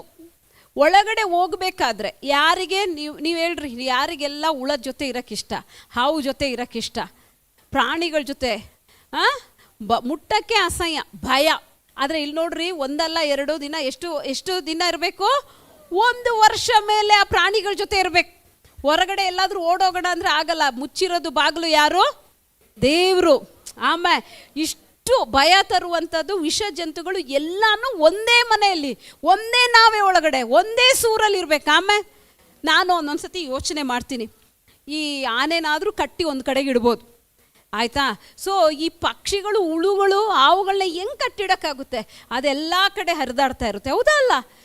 ಆದರೆ ಒಂದು ಹೇಳಲಿಕ್ಕೆ ಸಾಧ್ಯ, ಅವಳು ಎಷ್ಟು ಒಬೀಡಿಯೆಂಟ್ ಆಗಿದ್ಲಂದರೆ, ಆ ಯಾವ ಭಯ ಇಲ್ದೇನೆ ದೇವ್ರ ಮಾತನ್ನು ಹಾಗೇ ನಂಬುದ್ಲು. ಇನ್ಫ್ಯಾಕ್ಟ್ ದೇವ್ರು ಅವಳ ಜೊತೆ ಮಾತೇ ಆಡಿಲ್ಲ, ಹಸ್ಬೆಂಡಿಗೆ ಹೇಳಿದ್ದು. ಆಮೇನ್. ಹಾಗಾದರೆ ತನ್ನ ಗಂಡನ ದೇವ್ರ ಮೇಲೆ ಎಷ್ಟು ನಂಬಿಕೆ ಇಟ್ಟಿದ್ಲಲ್ಲ. ಆಮೇಲೆ ಅಯ್ಯೋ ಹೆಂಗಪ್ಪ ಇರೋದು ನಮ್ಮನ್ನು ನಿಮ್ಮನ್ನು ಒಂದು ಹಾವಿರೋ ಕಡೆ ಬಿಟ್ಟರೆ ನಾಯಿ ನೋಡಿದ್ರೆ ಎದುರ್ಕೋತಾರೆ. ಹಾಂ, ನಾಯಿ ಇಲ್ಲಿ ನೋಡಿದ್ರೆ ಅಲ್ಲಿ ಓಡೋಗ್ತೀವಿ. ಅಂಥವ್ರು ನಾವು ಪ್ರಾಣಿಗಳ ಜೊತೆ ಇರಬೇಕಂದ್ರೆ ಲುಕ್ ಎಟ್ ದ ಫೀಮೇಲ್ಸ್. ಆಮೇಲೆ ಒಬ್ಳು ಮಾತ್ರ ಅಲ್ಲ, ಅಲ್ಲಿ 3 ಜನ ಕೂಡ ಇದ್ದಾರೆ. ನೀವು ಹೇಳ್ಬೋದು ಯಾರು ನೋಹನ ಹೆಂಡತಿಗೆ ವಯಸ್ಸಾಗಿದೆ, ಅಭ್ಯಾಸ ಇದೆ ಅಂತ. What about the youngest womens? ಅವ್ರು ಆಗ ತಾನೇ ಮದುವೆ ಆಗಿರೋರು 3 ಜನ. ಆಮೇಲೆ ಅವರು ಇದ್ದರು. ನಾನು ಹೇಳ್ತಾ ಇದ್ದೀನಿ ಸಿಸ್ಟರ್ಸ್, ನೀವು ಸರಿ ಇದ್ದರೆ, ನೀವು ಒಬಿಡಿಯೆಂಟ್ ಆಗಿದ್ದರೆ, ನೀವು ದೇವ್ರ ದರ್ಶನ ಜೊತೆ ಇದ್ದರೆ, ನಿಮ್ಮ ಮನೆಗೆ ಕೊಡಲ್ಪಡುವ ಮಗಳು ಅದೇ ರೀತಿಯಾಗಿರ್ತಾಳೆ. ಆಮೇಲೆ ನೀವು ಅವ್ರು ಮಾತ್ರ ಸರಿ ಇರಬೇಕು, ನೀವು ಮಾತ್ರ ಹೆಂಗಿರ್ಬೇಕಂದ್ರೆ ಆಗಲ್ಲ ಅಲ್ವಾ? ಒಂದು ಗಾದೆ ಇದೆ, ನೂಲಿನಂತೆ ಸೀರೆ, ತಾಯಿಯಂತೆ. ಹಾಂ, ಸೊ ನಿಜವಾಗ್ಲೂ ಹೇಳಕ್ಕೆ ಸಾಧ್ಯ, ನೀವು ದೇವರಲ್ಲಿ ಭಯಭಕ್ತಿ ಉಳ್ಳ ಸ್ತ್ರೀ ಆಗಿದ್ದು, ನೀವು ಪ್ರಾರ್ಥನೆಯಲ್ಲಿ ಹೋರಾಡುವ ಸ್ತ್ರೀ ಆಗಿದ್ದರೆ, ದೇವರು ನಿಮಗೆ ಅದೇ ರೀತಿಯ ಮಗಳನ್ನು ನಿಮ್ಮ ಮನೆಗೆ ಕೂಡಿಸಿಕೊಡ್ತಾರೆ. ಆಮೇಲೆ ಸೊ ಇದು ನಿಮ್ಮ ಪ್ರೇಯರ್ ಪಾಯಿಂಟ್ ಆಗಿ ಮಾರ್ಪಡಲಿ. Praise the lord, hallelujah. So ನಾವು ನೋಡ್ಬೋದು 7:7 ನಾವು ನೋಡ್ಬೋದು ಏನು ಮಾಡ್ತಿರೋ, ಹೆಂಡತಿ ಮಕ್ಕಳು ಸಮೇತವಾಗಿ ಒಳಗಡೆ ಹೋದ್ರು. ಶುದ್ಧವಾದದ್ದು ಎಲ್ಲವನ್ನು, ಕ್ರಿಮಿ ಕೀಟಗಳು ಎಲ್ಲ ಜೊತೆಗೂ ಜೋಡಿಯಾಗಿ ಒಳಗಡೆ ಹೋದ್ರು. ಅರ್ಥ? ಒಳಗಡೆ ಹೋದ್ಮೇಲೆ ಎಲ್ಲ ಕ್ಲೋಸ್ ಆಯ್ತು. ಕ್ಲೋಸ್ ಆಗಿ ಮಳೆ ಎಲ್ಲ ಬಂತು. 40ರಿಂದ 45 ದಿನ ಮಳೆ ಬಂತು. ಇದೇನಾಯಿತು, ಹಡಗು ಒಂದು ಕಡೆ ನಿಂತಿದ್ದು ಇನ್ನೂ ತೇಲಕ್ಕೆ ಪ್ರಾರಂಭಿಸ್ತು. ಹೋಗ್ತಾ ಇದೆ ತೇಲ್ತಾ ಇದೆ. ಸರಿ ನೋಡೋಣ ಅಂದರೆ ಇರೋದು ಒಂದು ಕಿಟಿಕೆ ಅಷ್ಟೇ. ಹೊರಗಡೆ ಹೋಗಿ ಏನೋ ನಾವು ಒಂದು ಸ್ವಲ್ಪ ಓಡಾಡೋಣ ಅಂದರೂ ಏನೂ ಇಲ್ಲ, ಏನಿದ್ರು ಒಳಗಡೆ ಮಾತ್ರ. ಹೆಂಗಿದ್ದಿರ್ಬೋದು ನೋಡ್ರಿ, ಯಾವ ರೀತಿ ಇದ್ದಿರ್ಬೋದು ಅಲ್ವಾ? ಸೊ ಅದರ ಒಳಗಡೆನೆ ಅವರು ಕಾಲ ಕಳಿಬೇಕಾಗಿತ್ತು. ಅಷ್ಟು ದಿನಗಳ ಕಾಲ ಆಹಾರಗಳನ್ನೆಲ್ಲ ಇಟ್ಟು. ಸೊ ಇದಕ್ಕೆ ನಾನು ಹೇಳ್ತೀನಿ, ವುಮನ್ ಹೂ ವೇಟೆಡ್ ಪೇಷನ್ಸ್ಲಿ, ತಾಳ್ಮೆಯಿಂದ ಕಾದಿದ್ದು ಆ ಹೆಂಗಸರು 4 ಜನನು ಇದರಲ್ಲಿ ಅವರ ವೇಯ್ಟಿಂಗ್ ಪೀರಿಯಡ್. ಆಮೇಲೆ ಹೊರಗಡೆ ಏನಿದೆ, ನಾಶ ಆಗ್ತಿದೆ, ಬರೀ ಶೂನ್ಯ, ಏನೂ ಕಾಣಿಸ್ತಿಲ್ಲ, ಎಲ್ಲಿಗೆ ಹೋಗ್ತಿದ್ದಾರೆ ಗೊತ್ತಿಲ್ಲ, ಏನು ಮಾಡ್ತಿದ್ದಾರೆ ಗೊತ್ತಿಲ್ಲ. ಹೊರಗಡೆ ಹೋಗಿ ನೋಡೋಣ ಅಂದರೆ ಇಲ್ಲ, ನೋಡೋಕ್ಕಾಗಲ್ಲ. ನೀರೆಲ್ಲ ಮುಗಿದ ಮೇಲೆ ನೋಹ ಕಟ್ಟಿಗೆ ತೆಗೆಯೋದು. ಅಲ್ಲಿ ಗಂಟನು ಪೇಷನ್ಸ್ಲಿ, ತಾಳ್ಮೆಯಿಂದ, ಯಾವುದೇ ಗುಣಗುಟ್ಟಿಕೆ ಇಲ್ಲದೆ ತಾಳ್ಮೆಯಿಂದ ಕಾಯ್ತಾ ಇದ್ರು. ನಾವು ಯೆಶಾಯದಲ್ಲಿ ನೋಡ್ತೇವೆ 40:31 ಯೆಹೋವನಿಗಾಗಿ ನಿರೀಕ್ಷಿಸುವವರು ಹೊಸ ಬಲವನ್ನು ಹೊಂದುವರು. ಆಮೇಲೆ ಸೊ ಕೆಲವು ನಮ್ಮ ಲೈಫಲ್ಲಿ ಕೆಲವು ಸೀಸನ್ಸ್ಗಳು ಬರುತ್ತೆ. ಸಿಸ್ಟರ್ಸ್, ನಾನು ಹೇಳ್ತಾ ಇದ್ದೀನಿ, ಕೆಲವು ಸೀಸನ್ಸ್ಗಳು ನಮ್ಮ ಲೈಫಲ್ಲಿ ಬರುತ್ತೆ. ಆ ಸೀಸನ್ ಏನಂದರೆ, ನಾವೆಷ್ಟು ಪ್ರೇಯರ್ ಮಾಡಿದ್ರೂ ಆನ್ಸರ್ ಸಿಗಲ್ಲ. ಅರ್ಥ ಆಯ್ತಾ? ಏನು ಗುರುತು ಕಾಣೋಕ್ಕಾಗಲ್ಲ. ಅದೇ ಪ್ರಾಬ್ಲಮ್ಸು, ಅದೇ ಸಿಚುವೇಶನ್ಸು, ಎಷ್ಟು ನೋಡಿದ್ರು, ನೀವೆಷ್ಟು ತಗ್ಗಿಸ್ಕೊಂಡೋದ್ರೂ ಯಾವುದೇ ಚೇಂಜಸ್ ಇಲ್ಲ. ಅವ್ರವ್ರ ಪಾಡಿಗೆ ಅವ್ರು ಇರ್ತಾರೆ, ಅವ್ರವ್ರ ಪಾಡಿಗೆ ಮನೆಯೆಲ್ಲ ಗಲಿಬಿಲಿ, ಮನೆಯಲ್ಲೆಲ್ಲ ಪ್ರಾಬ್ಲಮ್ಸು, ನಿಮ್ಗೆ ಹೆಲ್ತ್ ಇಶ್ಯೂಸ್, ಈ ಥರ ಎಲ್ಲ ಬರ್ಬೋದು. ನೀವು ಅನ್ಕೋಬೋದು ದೇವ್ರು ಎಲ್ಲಿದ್ದಾರೆ, ನಾನು ಇಷ್ಟು ಪ್ರೇಯರ್ ಮಾಡಿರಿ ದೇವ್ರು ಇಲ್ಲಿದ್ದಾರೆ. ನೀವು ಅರ್ಥ ಮಾಡ್ಕೊಳ್ಳಿ, ನೀವು ಯಾವ ಟೈಮಲ್ಲಿದ್ದೀರಾ, ವೆಯ್ಟಿಂಗ್ ಪೀರಿಯಡಲ್ಲಿದ್ದೀರ. ಆದರೆ ಕೊನೆ ತನಕ ನಾವೇ ಇರಲಿಲ್ಲ, ಅದಕ್ಕೊಂದು ಟೈಮ್ ಇತ್ತು. 1 ವರ್ಷ 17 ದಿನ, ಒಂದು ದಿನ ಬಂತು. ಆ ದಿನವಾಗಿದೆ ಜುಲೈ ತಿಂಗಳ 17ನೇ ದಿನ. ಆಮೇಲೆ ಜುಲೈ 17ರಲ್ಲಿ ಹೋಗ್ತಾ ಅಲೆಗಳ ಮೇಲೆ, ನೀರಿನ ಮೇಲೆ, ಸಮುದ್ರದ ಮೇಲೆ, ಬೆಟ್ಟದ ತುದಿಗಂಟ ನೀರು ಹೋಗಿತ್ತು. ಆಮೇಲೆ ಅರಾರಟ್ ಪರ್ವತವರೆಗೂ ಹೈಟಷ್ಟು ನೀರು ಹೋಗಿತ್ತು. ಅದು ಹೋಗಿ ಅಲ್ಲಿಗೆ ಟಚ್ ಆಗಿ ಅಲ್ಲಿ ನಿಲ್ಲುತ್ತೆ. ಆಮೇಲೆ ನೋಡ್ರಿ, ಮೂವಿಂಗ್ ಇದರಲ್ಲಿ ನಿಮ್ಗೆ ಅಡುಗೆ ಮಾಡೋಕ್ಕೂ ಕಷ್ಟ. ನೀವು ಥಿಂಕ್ ಮಾಡಿರಿ, ನಿಂತು ಏನಾದರೂ ಮಾಡ್ತೀನಿ ಅಂದರೂ ಕಷ್ಟ. ಹಿಂಗೆ ಹೋಗ್ತಾ ಇರುತ್ತಲ್ಲ, ಹಿಂಗೆ ಹೋಗಿರ್ತಾರೆ. ಆದರೂ ಎಲ್ಲಿ ನಿಲ್ತಾರೋ ಅದೇ ಅರಾರಾಟಾಗಿದೆ. ಆಮೇಲೆ ಇವತ್ತು ನಾನು ಹೇಳಕ್ಕೆ ಸಾಧ್ಯ ಸಿಸ್ಟರ್ಸ್, ಮೈ ಡಿಯರ್, ಇದು ಚಿಕ್ಕ ಮಕ್ಕಳೇ, ನಿಮ್ಗೆ ಹೇಳಕ್ಕೆ ಸಾಧ್ಯ, ನಿಮಗಾಗಿ ದೇವರು ಈ ಪರಿಸ್ಥಿತಿನ ಫುಲ್ಲು ಹಿಂಗೆ ತೊಗೊಂಡೋಗಲ್ಲ. ಒಂದು ಟೈಮ್ ಇದೆ. ಆ ಟೈಮ್ ತನಕ ತಾಳ್ಮೆಯಿಂದ ಇರ್ರಿ, ತಾಳ್ಮೆಯಿಂದ ಪ್ರಾರ್ಥನೆ ಮಾಡಿರಿ. ನೀವು ಹೇಳ್ಬೋದು, ಸುತ್ತ ಏನು ಕಂಫರ್ಟಬಲ್ ಆಗಿಲ್ಲ, ನನಗೂ ಯಾರೂ ಇಲ್ಲ, ಇದೆಲ್ಲ ಪ್ರಾಣಿಗಳು, ನನ್ನ ಜೊತೆಗೆ ಯಾರೂ ಇಲ್ಲ, ಹೊರಗಡೆ ಬೆಳಕು ನೋಡ್ತಿಲ್ಲ, ಹೊರಗಡೆ ಜನ ಇಲ್ಲ, ಪ್ರಪಂಚ ಇಲ್ಲ, ಶೂನ್ಯ, ಭಯ, ಇವೆಲ್ಲ ಇದ್ರೂ ಕೂಡ ಹೇಳಕ್ಕೆ ಸಾಧ್ಯ, ವಾಕ್ಯದಿಂದ ತೆಗೆದು ಒಂದು ಟೈಮ್ ಇದೆ. ಆಮೇಲೆ ಪ್ರತಿಯೊಬ್ಬರು ಹೇಳ್ರಿ, ನನಗೊಂದು ಟೈಮ್ ಇದೆ, ಆ ಟೈಮ್ ತನಕ ನಾನು ಕಾಯ್ತೀನಿ, ನಾನು ಅರ್ಜೆಂಟ್ ಮಾಡಲ್ಲ. ಆಮೇಲೆ ಕೆಲವರು ಅರ್ಜೆಂಟ್ ಮಾಡ್ತೀವಿ ಅಲ್ವಾ, ದೇವ್ರನ್ನೇ ಬಿಟ್ಟು ಹೋಗ್ಬಿಡ್ತೀವಿ. ಇಷ್ಟು ಪ್ರೇಯರ್ ಮಾಡಿದ್ದೀವಿ, ಎಷ್ಟು ಮಾಡಿದ್ದೀವಿ, ದೇವರು ಕೇಳಿಲ್ಲ, ದೇವ್ರನ್ನ ಬಿಟ್ಟು ಹೋಗುವಂಥ ಅನೇಕ ಸಂಭವಗಳು ನಮ್ಮ ಜೀವಿತದಲ್ಲಿ ಬರುತ್ತೆ. ನಾನು ನಿಮಗಾಗಿ ಹೇಳಲಿಕ್ಕೆ ಸಾಧ್ಯ, ಖಂಡಿತ ಹೇಳಲಿಕ್ಕೆ ಸಾಧ್ಯ, ಇದು ನಿಮ್ಮ ಪರಿಸ್ಥಿತಿ ಟೆಂಪ್ರವರಿ. ಆಮೇಲೆ ದೇವರು ಒಂದು ದಿನ ಒಂದು ಅರಾರಟನ ತರ್ತಾರೆ. ನೀವು ಕೇಳಬೇಕು, ನೀವು ಈ ಥರ ಪರಿಸ್ಥಿತಿ ಬಂದಾಗ, ನಿಮ್ಮ ಲೈಫಲ್ಲಿ ಶೂನ್ಯತೆಗಳು ಬಂದಾಗ, ನಿಮ್ಮ ಲೈಫಲ್ಲಿ ಏನೂ ಇಲ್ಲದ ಅವಸ್ಥೆಗಳು ಬಂದಾಗ ನೀವು ಹೇಳಬೇಕು, ದೇವರೇ ನನ್ನ ಅರಾರಾಟಿಗಾಗಿ ಸ್ತೋತ್ರ, ನನಗೊಂದು ದಿನ ನನ್ನ ನಿಲ್ಲಿಸ್ತೀಯ, ನಾನು ತೇಲಾಡಿ ಓಲಾಡಿ ಹೋಗ್ತಾ ಇರೋ ಲೈಫ್ ಒಂದು ದಿನ ನಿಲ್ಲುತ್ತೆ, ಅಲದಾಟ ನನ್ನದು ನಿಲ್ಲುತ್ತೆ, ಎಲ್ಲ ಶೂನ್ಯತೆಗಳು ನಿಲ್ಲುವ ಒಂದು ದಿನ ಇದೆ. ಆಮೇನ್, ಹಲ್ಲೆಲೂಯ. ನೋಡ್ರಿ, ಎಷ್ಟು ಒಬ್ರಿಗೊಬ್ರು ಗುಣಗುಟ್ಕೊಳ್ದೆ, ಜಗಳನೂ ಇಲ್ಲ, ಮೋಸ್ಟ್ ಬರಲಿ, ಇಲ್ಲ ಅಂದಿದ್ರೆ ಬರೆಯಲ್ಪಡ್ತಿತ್ತು. ಆಮೇಲೆ ಯಾರಾದರೂ ಒಬ್ರನ್ನ ಆ ಕಡೆ ನೋಹ ತಳ್ಳಾಕ್ಬಿಡ್ತಿದ್ದ, ಜಗಳ ಸಾಕಾಗ್ದೆ ಅಲ್ವಾ. ಆದರೆ ಇದು ಯಾವುದು ನಡೀದೆ, ಪೀಸ್ಫುಲ್ಲಾಗಿ ಅವ್ರು ಒಳಗಡೆ ಇದ್ರು. ಆಮೇಲೆ ಹಲ್ಲೆಲೂಯ. ಇವಾಗ ನಾವು ನೋಡ್ತಾ ಇರೋದು, woman enter the ark with obedient, woman who walked patiently, waited patiently. Next ಎಷ್ಟು ಚಂದ ಅಲ್ಲ, ಇದೇ ಸ್ತ್ರೀಯರು ದೇವರ ಪ್ರಾಮಿಸನ್ನು ನೋಡಿದ್ರು. ಆಮೇಲೆ 9ನೇ ಅಧ್ಯಾಯ ಅದರಲ್ಲಿ 13ನೇ ವಾಕ್ಯದಲ್ಲಿ ನಾವು ನೋಡ್ತಾ ಇದ್ದೇವೆ, ದೇವರು ಒಂದು ಒಡಂಬಡಿಕೆಯನ್ನು ಮಾಡ್ಕೊಳ್ತಾರೆ. ಕಾಮನ ಬಿಲ್ಲಿನ ಗುರುತನ್ನು ಮಾಡಿ ಒಡಂಬಡಿಕೆಯನ್ನು ಮಾಡ್ಕೊಳ್ತಾರೆ. ಅಂದರೆ ದೇವರ ಆ ಒಡಂಬಡಿಕೆಯನ್ನು ಕೂಡ ಅವ್ರು ನೋಡಿದ್ರು. ದೇವ್ರು ಹೇಳಿದ್ರು, ಇನ್ಮೇಲೆ ನಾನು ಭೂಮಿಯನ್ನು ನಾಶನೇ ಮಾಡೋದಿಲ್ಲ, ನಾನು ನಿಮ್ಮನ್ನು ಆಶೀರ್ವದಿಸ್ತೇನೆ. ಬರೀ ಕಷ್ಟಗಳನ್ನ ಮಾತ್ರ ಸ್ತ್ರೀಯರು ನೋಡಿಲ್ಲ, ಬರೀ ಒಂದು ನೀರನ್ನು ಮಾತ್ರ ನೋಡಿಲ್ಲ. ಅವರ ಕಾಲಗಳು ಪ್ರಾರಂಭ ಆಯಿತು, ಅವ್ರು ಕಾದ್ರು. ಅದಾದಮೇಲೆ ನಾವು 9ನೇ ಅಧ್ಯಾಯದಲ್ಲಿ ನೋಡ್ತೇವೆ, ಆಶೀರ್ವದಿಸಿ ಬಹು ಸಂತಾನ ಉಳ್ಳವರು, ಮತ್ತೆಲ್ಲ ಆಶೀರ್ವಾದ ಆಶೀರ್ವಾದ ಆಶೀರ್ವಾದ ಆಶೀರ್ವಾದ. 9ನೇ ಅಧ್ಯಾಯ ಆಶೀರ್ವಾದ. ಈ 4 ಜನರ ಹೆಸರು ಇಲ್ಲದೆ ಇರ್ಬೋದು, ಅವರೇ ಈ ಆಶೀರ್ವಾದದಲ್ಲಿ ಪಾಲುಗಾರರು. ಆಮೇನ್, ಹಲ್ಲೆಲೂಯ. ಮೈ ಡಿಯರ್ ಸಿಸ್ಟರ್ಸ್, ಒಂದು ಚಾಪ್ಟರ್ ನಮಗೂ 9th ಚಾಪ್ಟರ್ ಬರುತ್ತೆ. ಆಮೇಲೆ ಈ 9th ಚಾಪ್ಟರ್ ನಮ್ಮ ಲೈಫಲ್ಲಿ ಬರುತ್ತೆ. ನೀವು ಎಷ್ಟು ಜನ ಹೇಳಕ್ಕೆ ಸಾಧ್ಯ? ಎಷ್ಟು ಜನ ಹೇಳಕ್ಕೆ ಸಾಧ್ಯ? ಆಮೇನ್, ಹಲ್ಲೆಲೂಯ. ಸೊ ಅದಾದಮೇಲೆ ಬಹಳ ಇಂಟ್ರೆಸ್ಟಿಂಗ್ ಆಗಿರುವಂಥ ಒಂದು ಕಾರ್ಯ 9ನೇ ಅಧ್ಯಾಯ 20ನೇ ವಾಕ್ಯದಲ್ಲಿ ನಾವು ನೋಡ್ತೇವೆ. ನೋಹನು ವ್ಯವಸಾಯಗಾರನಾಗಿದ್ದನು, ಅವನೇ ದ್ರಾಕ್ಷಿಯ ತೋಟವನ್ನು ಪ್ರಾರಂಭಿಸಿದನು. ಆಮೇಲೆ ಮೊದಲಿಂದಲೂ ನೋಹ ಏನಾಗಿದ್ದಂತೆ? ವ್ಯವಸಾಯಗಾರ ಆಗಿದ್ದ. ಸೊ ನೋಡ್ರಿ, ಮಳೆಯೆಲ್ಲ ಬಂತು, ನೀರೆಲ್ಲ ಬಂದು ಭೂಮಿಯೆಲ್ಲ ನಾಶವಾಗಿತ್ತ, ಎಲ್ಲ ನಾಶವಾಗಿತ್ತು. ವ್ಯವಸಾಯ ಮಾಡಬೇಕಾದ್ರೆ ಏನು ಬೇಕು? ಬೀಜ ಬೇಕು. ಸೊ ದ್ರಾಕ್ಷಿಯ ತೋಟ ಮಾಡಬೇಕಾದ್ರೆ ಏನಿರ್ಬೇಕು ಅದಕ್ಕೆ? ಸೊ ಹಾಗಾದರೆ ಇದನ್ನು ಈಗ ಯಾರು ಇಟ್ಕೊಂಡಿದ್ರು? ಎಲ್ಲವನ್ನ ತಿಂದು ಮುಗಿಸಿಲ್ಲ. 1 ವರ್ಷ 17 ದಿನದಲ್ಲಿ ಇದ್ದಿದ್ದೆಲ್ಲ ತಿಂದು ಮುಗಿಸಿಲ್ಲ. ಅವ್ರಿಗೆ ಗೊತ್ತು, ನೆಕ್ಸ್ಟ್ ನಾವು ಕಾಲಿಡ್ತೀವಿ, ಅದು ಒಂದು ಹೊಸದಾದೊಂದು ಕಾಲ, ಹೊಸದಾದಂಥ ಒಂದು ಟೈಮ್. ಆ ಟೈಮಲ್ಲಿ ಬಿತ್ತಲಿಕ್ಕಾಗಿರೋ ಅವರು ಬಿತ್ತನೆಯನ್ನು ಇಟ್ಕೊಂಡಿದ್ರು. ಆಮೇಲೆ ಅದಕ್ಕೆ ಇಲ್ಲಿ ನೋಡ್ತೇವೆ, ನೋಹ ಏನು ಮಾಡಿದ್ರೆ? ವ್ಯವಸಾಯ ಮಾಡೋದಂತೆ. ಮತ್ತೆ ನೋಡುವಂಥ ಕಾಯಿ ಪಲ್ಯಗಳು ಏನೆಲ್ಲ ಇದೆಯೋ ಅದೆಲ್ಲ 4 ಲೇಡೀಸ್ನ ಎಫರ್ಟ್, ಅವರು ಕೂಡಿಟ್ಕೊಂಡಿರುವಂಥ ಒಂದು ಫಲ. ಇಲ್ಲೇ ಇದ್ದೀರಾ? ನಿಮ್ಗೆ ಅರ್ಥ ಆಗ್ತಿದೆಯಾ? ಎಲ್ಲವನ್ನು ತಿಂದು ಮುಗಿಸಿಲ್ಲ. ಇವತ್ತು ಕುಟುಂಬದ ಬ್ಲೆಸ್ಸಿಂಗಿಗೆ ನೀವು ಒಂದು ದೊಡ್ಡ ಬೆನ್ನೆಲುಬು. ದುಡ್ಕೊಂಡು ಬಂದಿರೋದೆಲ್ಲ ಅಡುಗೆ ಮಾಡಿ ತಿಂದು ಮುಗಿಸಿದ್ರೆ ನಾನು ಯಾವಾಗಲೂ ಹೇಳ್ತೀನಿ, ಒಂದು ಸಿಸ್ಟ್ರು ಮನಸ್ಸು ಮಾಡಿದ್ರೆ ಒಂದು ವ್ಯಕ್ತಿ ಗಂಡನನ್ನು ಎಲ್ಲಿ ಬೀದಿಗೆ ತರ್ಬೋದು ಅಲ್ವಾ? 1 ತಿಂಗಳು ತಂದಿರೋ ರೇಷನ್ನ 1 ವಾರದಲ್ಲೇ ಮುಗಿಸ್ಬೋದು. ನಾನು ಯಾವಾಗಲೂ ಹೇಳ್ತೀನಿ ಇದನ್ನು.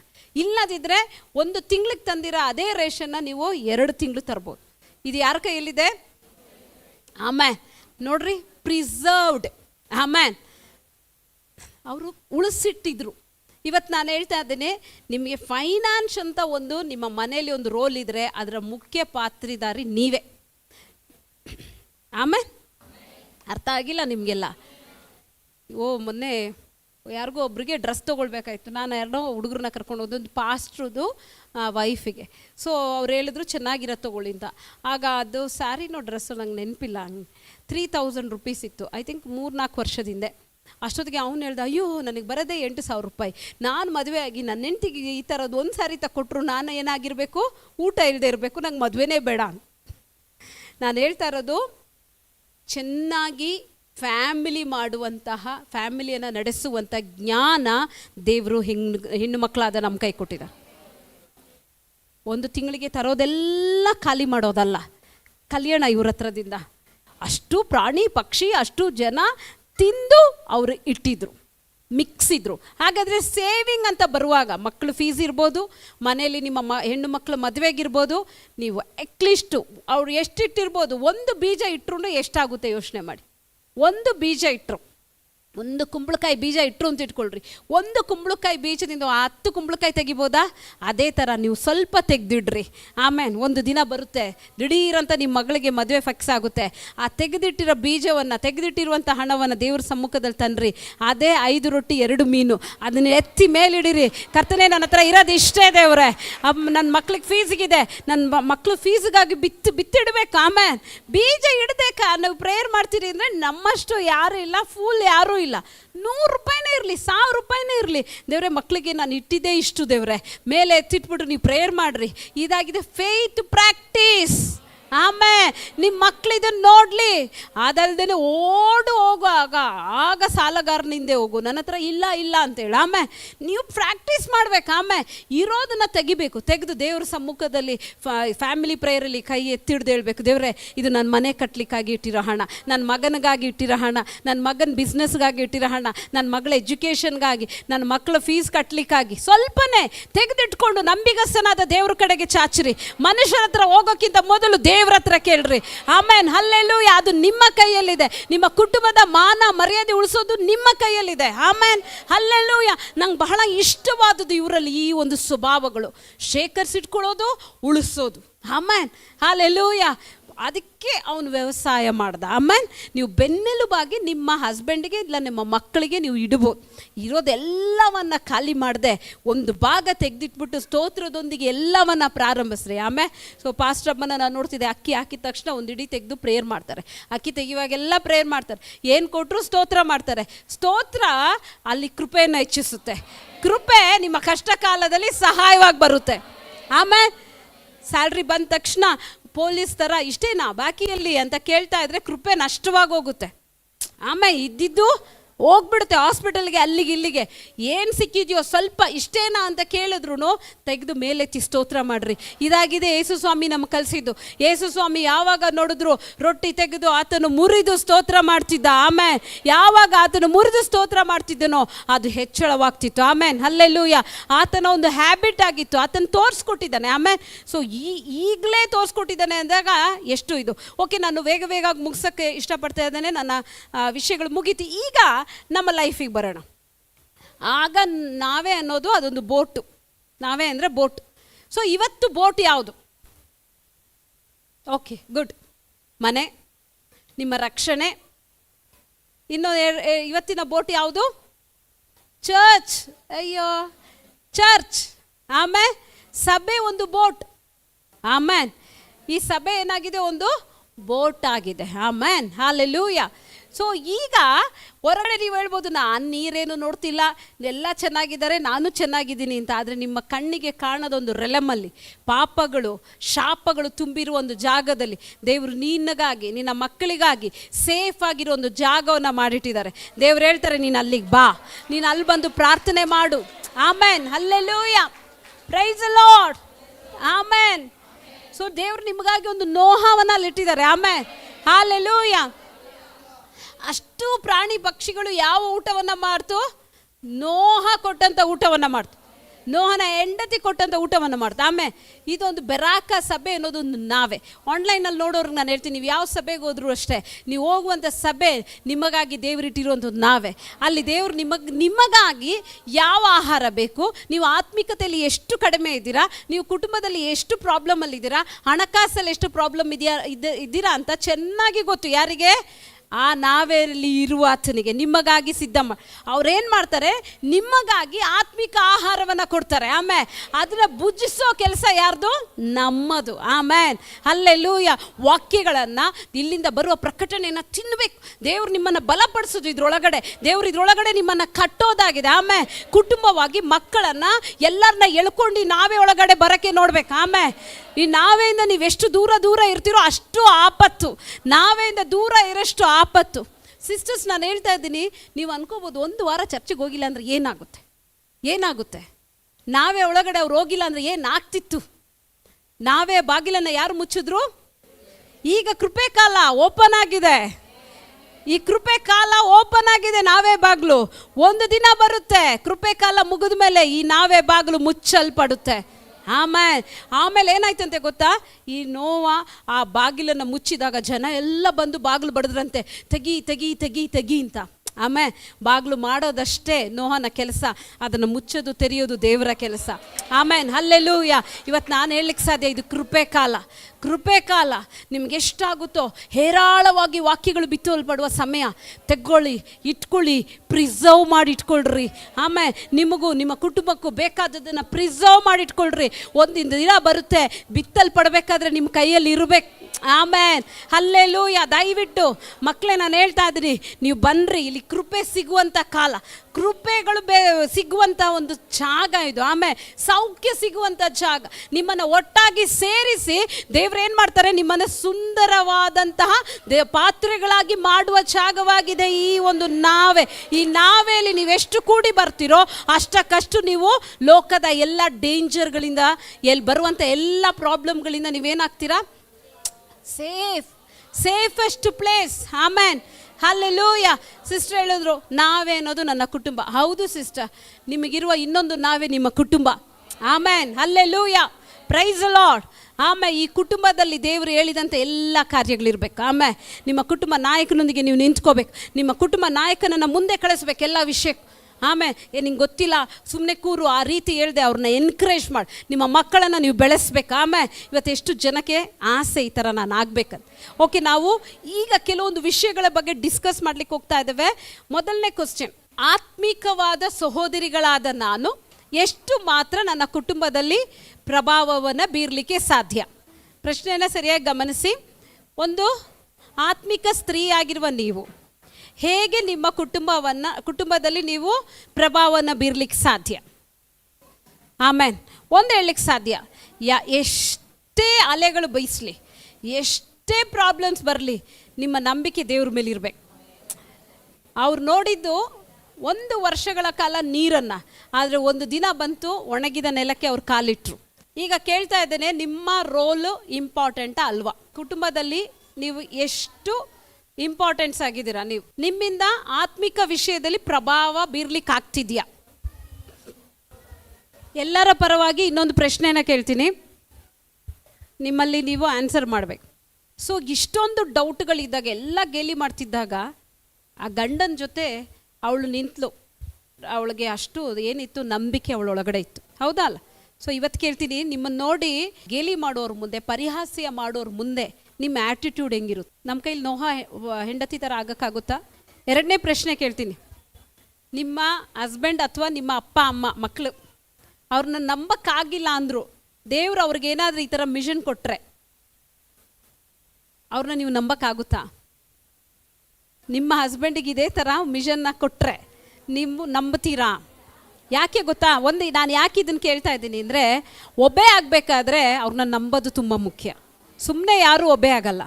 ಸೊ ಈಗ ನಿಮ್ಮ ಮನೆ ಒಳಗಡೆ ಇರುವ ನಿಮ್ಮ ಫ್ಯಾಮಿಲಿಯವ್ರನ್ನ ನಿಮ್ಮ ಕೈಲಿ, ಅಂದರೆ ಗಂಡ ಇರ್ಬೋದು, ಹೆಂಡತಿ ಇರ್ಬೋದು, ಮಕ್ಕಳಿರ್ಬೋದು, ಅಪ್ಪ ಅಮ್ಮ ಇರ್ಬೋದು, ಮಕ್ಕಳೆಲ್ಲ ಆನ್ಸರ್ ಮಾಡಿ.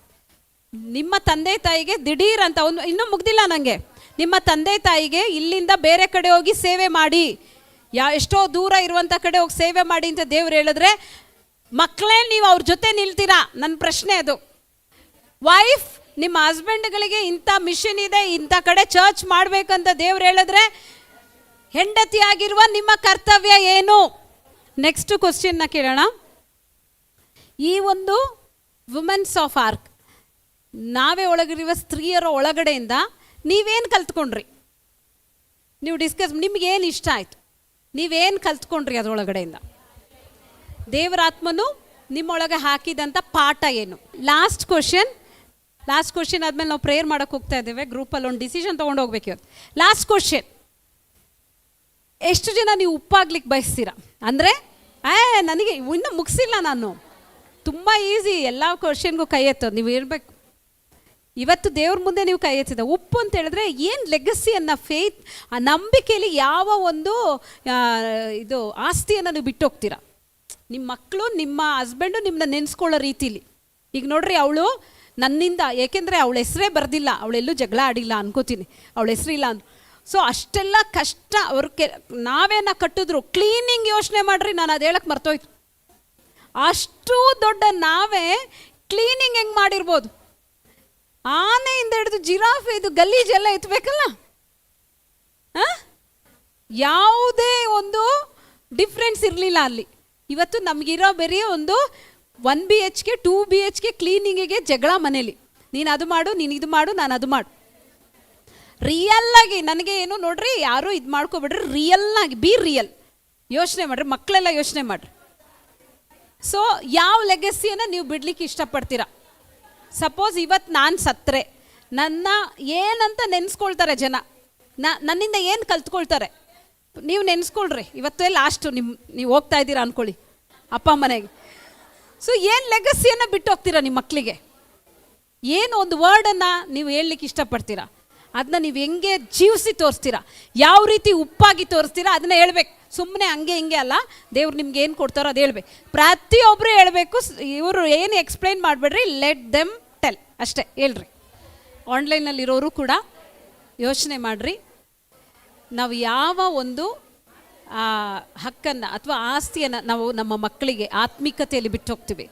ಪ್ರಾರ್ಥನೆನ, ತಾಳ್ಮೆನ, ಅಥವಾ ದೇವರಲ್ಲಿರೋದು ಕಾಯೋದ? ಯಾವ ಒಂದು ಪಾಠವನ್ನು ಕಲಿತು ನಮ್ಮ ಮಕ್ಕಳಿಗಾಗಿ ಕೊಟ್ಟೋಗ್ತೀವಿ ಅನ್ನೋದನ್ನು ನಾವು ಸ್ವಲ್ಪ ಯೋಚಿಸೋಣ. ಸೊ ಒಂದು ಎಕ್ಸಾಂಪಲ್ ಕೊಡ್ತೇನೆ. ನೋಹಣ್ಣ ಇರ್ಬೋದು, ಪಾಸ್ಟರ್ ಇರ್ಬೋದು, ರಾಜಣ್ಣ ಇರ್ಬೋದು, ಯಾರೇ ಇರ್ಬೋದು. ನಮ್ಮ ಮನೇಲಿ ಏನಾದರೂ ಒಂದು ಮಾಡಬೇಕಾದ್ರೆ ಅಮ್ಮನಿಗೆ ಹೇಳ್ತಾರೆ, ಅಮ್ಮ ನಾನು ಇಂಥ ಕಡೆ ಹೋಗ್ತಾ ಇದ್ದೀನಿ, ನೀನು ಪ್ರೇಯರ್ ಮಾಡ್ಕೊ. ಸೊ ನಾನು ಎಕ್ಸಾಂಪಲ್ ಕೊಡ್ತಾರೆ. ಸೊ ನಿಮ್ಮ ಹಸ್ಬೆಂಡ್ಗಳಿಗೆ ಅದು ಬಿಸ್ನೆಸ್ ಇರ್ಬೋದು, ಏನೇ ಇರ್ಬೋದು, ನಿಮ್ಮ ಮಕ್ಕಳು ಕಷ್ಟದಲ್ಲಿದ್ದಾಗ ಒಂದು ನೀವೇನಾಗಿರ್ತೀರ ಅಂದರೆ ಲೈಫ್ ಲೈನ್ ಆಗಿರ್ಬೇಕು. ನನ್ನ ಅಮ್ಮ ಒಬ್ಳಿದ್ದಾಳೆ, ನನಗಾಗಿ ಪ್ರೇಯರ್ ಮಾಡ್ತಾಳೆ. ನನ್ನ ಹೆಂಡತಿ ಒಬ್ಳಿದ್ದಾಳೆ, ನನ್ನನ್ನು ಕೆಲಸಕ್ಕೆ ಕೊಟ್ಬಿಟ್ಟು ಅವಳು ಮೊಬೈಲ್ ನೋಡ್ಕೊಂಡು ಕೂತ್ಕೊಳ್ಳಲ್ಲ, ಅವಳು ಮೊಣಕಾಲು ಹಾಕಿ ಪ್ರಾರ್ಥಿಸ್ತಾಳೆ. ಆ ಥರ ಲೈಫ್ ಲೈನ್ ಆಗಿ ನಾನು ಅಮ್ಮ ಇರೋದ್ರಿಂದ ನಾನು ಹೇಳ್ತಾ ಇದ್ದೀನಿ, ಲೈಫ್ ಲೈನ್ ಆಗಿ ನಿಮ್ಮ ಹಸ್ಬೆಂಡ್ಗಳಿಗೆ, ನಿಮ್ಮ ಮಕ್ಕಳಿಗೆ ಇದ್ಬಿಟ್ರೆ. ಸೊ ನಾವು ಪ್ರಾರ್ಥನೆ ಮಾಡೋಣ. ಆನ್ಲೈನಲ್ಲಿರೋರು ಕೂಡ ನಿಮ್ಮ ಕರಗಳನ್ನ ಮೇಲೆತ್ತಿಡಿರಿ. ದೇವರು ನಿಮ್ಮ ಬಲಹೀನವಾದ ಕರಗಳನ್ನ ಹಿಡೀಲಿ. ಆಮೇಲೆ ನಿಮ್ಮ ಹಸ್ಬೆಂಡ್ಗಳು ಒಂದು ವೇಳೆ ರಕ್ಷಣೆ ಹೊಂದದೇ ಇದ್ದರೆ ನೀವು ಕರಗಳನ್ನ ಮೇಲೆತ್ತಿಡ್ಕೊಳ್ರಿ, ನಿಮ್ಮ ಕರವನ್ನು ದೇವ್ರು ಹಿಡಿತಾರೆ. ನಿಮ್ಮ ಮಕ್ಕಳುಗಳು ನಿಮ್ಮ ಸಾಥಿಲ್ಲ ಅಂದರೆ ಕರಗಳನ್ನ ಮೇಲೆ ಇಟ್ಕೊಳ್ರಿ, ನಿಮ್ಮ ಕೈಯನ್ನು. ನಾನು ಹೇಳಿದೆ, ಹಸ್ಬೆಂಡ್ಗಳು ರಕ್ಷಣೆ ಹೊಂದದೇ ಇರೋರು, ಆಮೇಲೆ ಮಕ್ಕಳುಗಳು ನಿಮ್ಮ ರಕ್ಷಣೆಗೆ ಬರದೇ ಇರೋರು, ಅವರು ಕೈ ಮೇಲೆ ಎತ್ತಿಡ್ಕೊಳ್ರಿ, ನಿಮ್ಮ ಕೈಯನ್ನು ದೇವ್ರು ಹಿಡ್ಕೊಳ್ತಾರೆ. ಬಾಕಿಯವರು ಒಬ್ರಿಗೊಬ್ರು ಕೈ ಎತ್ತಿಡ್ಕೊಳ್ರಿ. ಆಮೇಲೆ ಯಾಕೆಂದರೆ ಅನಾಥರನ್ನು ಒಂಟಿಗರಾಗಿ ಬಿಡದಿರೋ ದೇವರು ನಮ್ಮ ಮಧ್ಯದಲ್ಲಿ ಇಳಿದು ಬಂದಿದ್ದಾರೆ. ಆಮೇಲೆ ಬಲಹೀನವಾದ ನಿಮ್ಮ ಕರವನ್ನು ದೇವರು ಹಿಡಿತಾರೆ. ಆಮೇಲೆ ಹಲ್ಲೆಲೂಯಾ. ಆ ಕರಗಳನ್ನ ಮೇಲೆ ಚಾಚಿಡ್ರಿ. ಆಮೇಲೆ ಹೇಳ್ರಿ, ದೇವ್ರೆ ನೋಹನ ರೀತಿಯಲ್ಲಿ ನಾನು ನನ್ನ ಕುಟುಂಬ ನಾವೇ ಒಳಗಡೆ ಇರಬೇಕು. ನೋಹನ ರೀತಿಯಲ್ಲಿ ದೇವ್ರೆ ನಾನು ನನ್ನ ಕುಟುಂಬ ರಕ್ಷಣೆ ಎನ್ನುವ ನಾವೇ ಒಳಗಡೆ. ಕರ್ತನೆ, ಕಾಲಗಳು, ಅಪಾಯ ಕಾಲಗಳು ಮುಗಿಯುವವರೆಗೂ, ಈ ಭೂ ಯಾತ್ರೆ ಮುಗಿಯುವವರೆಗೂ ಕರ್ತನೆ ನೀನು ಇಟ್ಟಿರುವಂಥ ಸುರಕ್ಷಿತವಾದ ಈ ನಾವೇ ಒಳಗಡೆ ನಾನು ನನ್ನ ಮಕ್ಕಳು. Amen, hallelujah.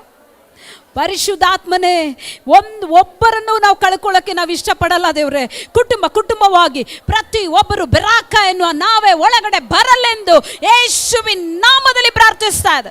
ಯಾರೆಲ್ಲ ಹಿಂಚಾರಿ ಹೋಗಿದಾರೋ, ಯಾರೆಲ್ಲ ಕರ್ತನೆ ರಕ್ಷಣೆ ಹೊಂದಿಲ್ವೋ, ಯೇಸುವಿನ ನಾಮದಲ್ಲಿ ಕುಟುಂಬವಾಗಿ ಬರಲಿ. ಬರುವ ದಿನಗಳಲ್ಲಿ ಅವರು ರಕ್ಷಣೆ ಒಳಗಡೆ ಬರಲಿ ಯೇಸುವಿನ ನಾಮದಲ್ಲಿ. ಆ ಕುಟುಂಬಕ್ಕೆ, ನೋಹನ ಕುಟುಂಬಕ್ಕೆ ಇದ್ದ ಆಶೀರ್ವಾದ, ಕುಟುಂಬದ ಐಕ್ಯತೆ, ಕುಟುಂಬದಲ್ಲಿದ್ದ ಪ್ರೀತಿ, ಒಬ್ಬರಿಗೊಬ್ಬರಿದ್ದಂಥ ವಿಧೇಯತೆ ನಮ್ಮಗಳ ಕುಟುಂಬದಲ್ಲಿ ಉಂಟಾಗಲೆಂದು ಯೇಸುವಿನ ನಾಮದಲ್ಲಿ ಘೋಷಿಸ್ತಾ ಇದ್ದಾನೆ. ಆಮೇನ್, ಆಮೇನ್, ಹಾಲೆಲೂಯ, ಹಾಲೆಲೂಯ. ದೇವ್ರೆ, ಆ ನಾವೆಲ್ಲಿ ಇರೋ ಕಾಲ ಆ ಪ್ರಾವಿಷನ್ಗೆ ಕಡಿಮೆ ಆಗಲಿಲ್ಲ, ಅವರಿಗೆ ಅಗತ್ಯಗಳಿಗೆ ಕೊರತೆ ಇರಲಿಲ್ಲ. ನಾವೆಲ್ಲಿ ಇರುವ ಕಾಲದವರೆಗೂ ಯಾವುದಕ್ಕೂ ಅವರು ಕೊರತೆ ಪಟ್ಟಿಲ್ಲ, ಆಹಾರಕ್ಕೆ ಕೊರತೆ ಪಟ್ಟಿಲ್ಲ. ಈಗೋ ಕರ್ತನೆ, ಈ ಭೂ ಯಾತ್ರೆ ಮುಗಿಯೋವರೆಗೂ ಕರ್ತನೆ ನಮ್ಮ ಅನ್ನ ಪಾನಗಳಿಗೂ ನಮ್ಮ ಅಗತ್ಯಗಳಿಗೂ ಕೊರತೆ ಇಲ್ಲದ ಹಾಗೆ, ಕೊರತೆ ಇಲ್ಲದ ಹಾಗೆ. ಓ ರಾಬ ಶೇಖಲ್ ನಾರ ಜನಗದ ವಸಿ, ನನ್ನ ಮನೆ ಹಿಟ್ಟು ಮುಗಿಯೋದಿಲ್ಲ, ನನ್ನ ಮನೆ ಎಣ್ಣೆ ಮುಗಿಯೋದಿಲ್ಲ, ನಾನು ಇನ್ನೊಬ್ಬರ ಮುಂದೆ ಕೈ ಚಾಚೋದಿಲ್ಲ. ನನ್ನ ಅಗತ್ಯವನ್ನು ಆತನು ನೆರವೇರಿಸ್ತಾನೆ. ನನ್ನ ಪಾತ್ರೆ ತುಂಬಿ ಹೊರ ಸೂಸುತ್ತದೆ. ನಾನು ಪ್ರಿಸರ್ವ್ ಆಗಿ, ನಾನು ಇನ್ನೊಂದು ಪೀಳಿಗೆಗೆ, ಇನ್ನೊಂದು ಜನಾಂಗಕ್ಕಾಗಿ ಕೆಲವನ್ನು ಇಡುತ್ತೇನೆ. ಆಮೇಲೆ ಬರಿದಾದ ಕರಗಳು ತುಂಬಲ್ಪಡಲಿ, ಬರಿದಾದ ಪಾತ್ರೆಗಳು ತುಂಬಲ್ಪಡಲಿ, ಬರಿದಾದ ಕರ್ತನೆ ಬ್ಯಾಂಕ್ ಬ್ಯಾಲೆನ್ಸ್ಗಳು ಯೇಸುವಿನ ನಾಮದಲ್ಲಿ ತುಂಬಲ್ಪಡಲಿ. ದೇವ್ರೆ, ಈ ಸಮಯದಲ್ಲಿ ಫೈನಾನ್ಸ್ಗಾಗಿ ಪ್ರಾರ್ಥಿಸ್ತಾ ಇದ್ದಾನೆ ಯೇಸುವಿನ ನಾಮದಲ್ಲಿ. ಕುಟುಂಬದಲ್ಲಿರುವ ಸಾಲಗಳು, ಕೊರತೆಗಳು ಯೇಸುವಿನ ನಾಮದಲ್ಲಿ ನೀಗಲಿ ಎಂದು ಪ್ರಾರ್ಥಿಸ್ತಾನೆ. ಸಹಾಯ ಮಾಡು. ಆಮೇನ್. Hallelujah, hallelujah. ಕೊನೆಯದಾಗ ಒಂದು ಪ್ರಾರ್ಥನೆ ಮಾಡೋಣ. ಆಮೇನ್. ತಾಳ್ಮೆಯಿಂದ ಕಾಯ್ದಿರೋಣ. ಆಮೇನ್.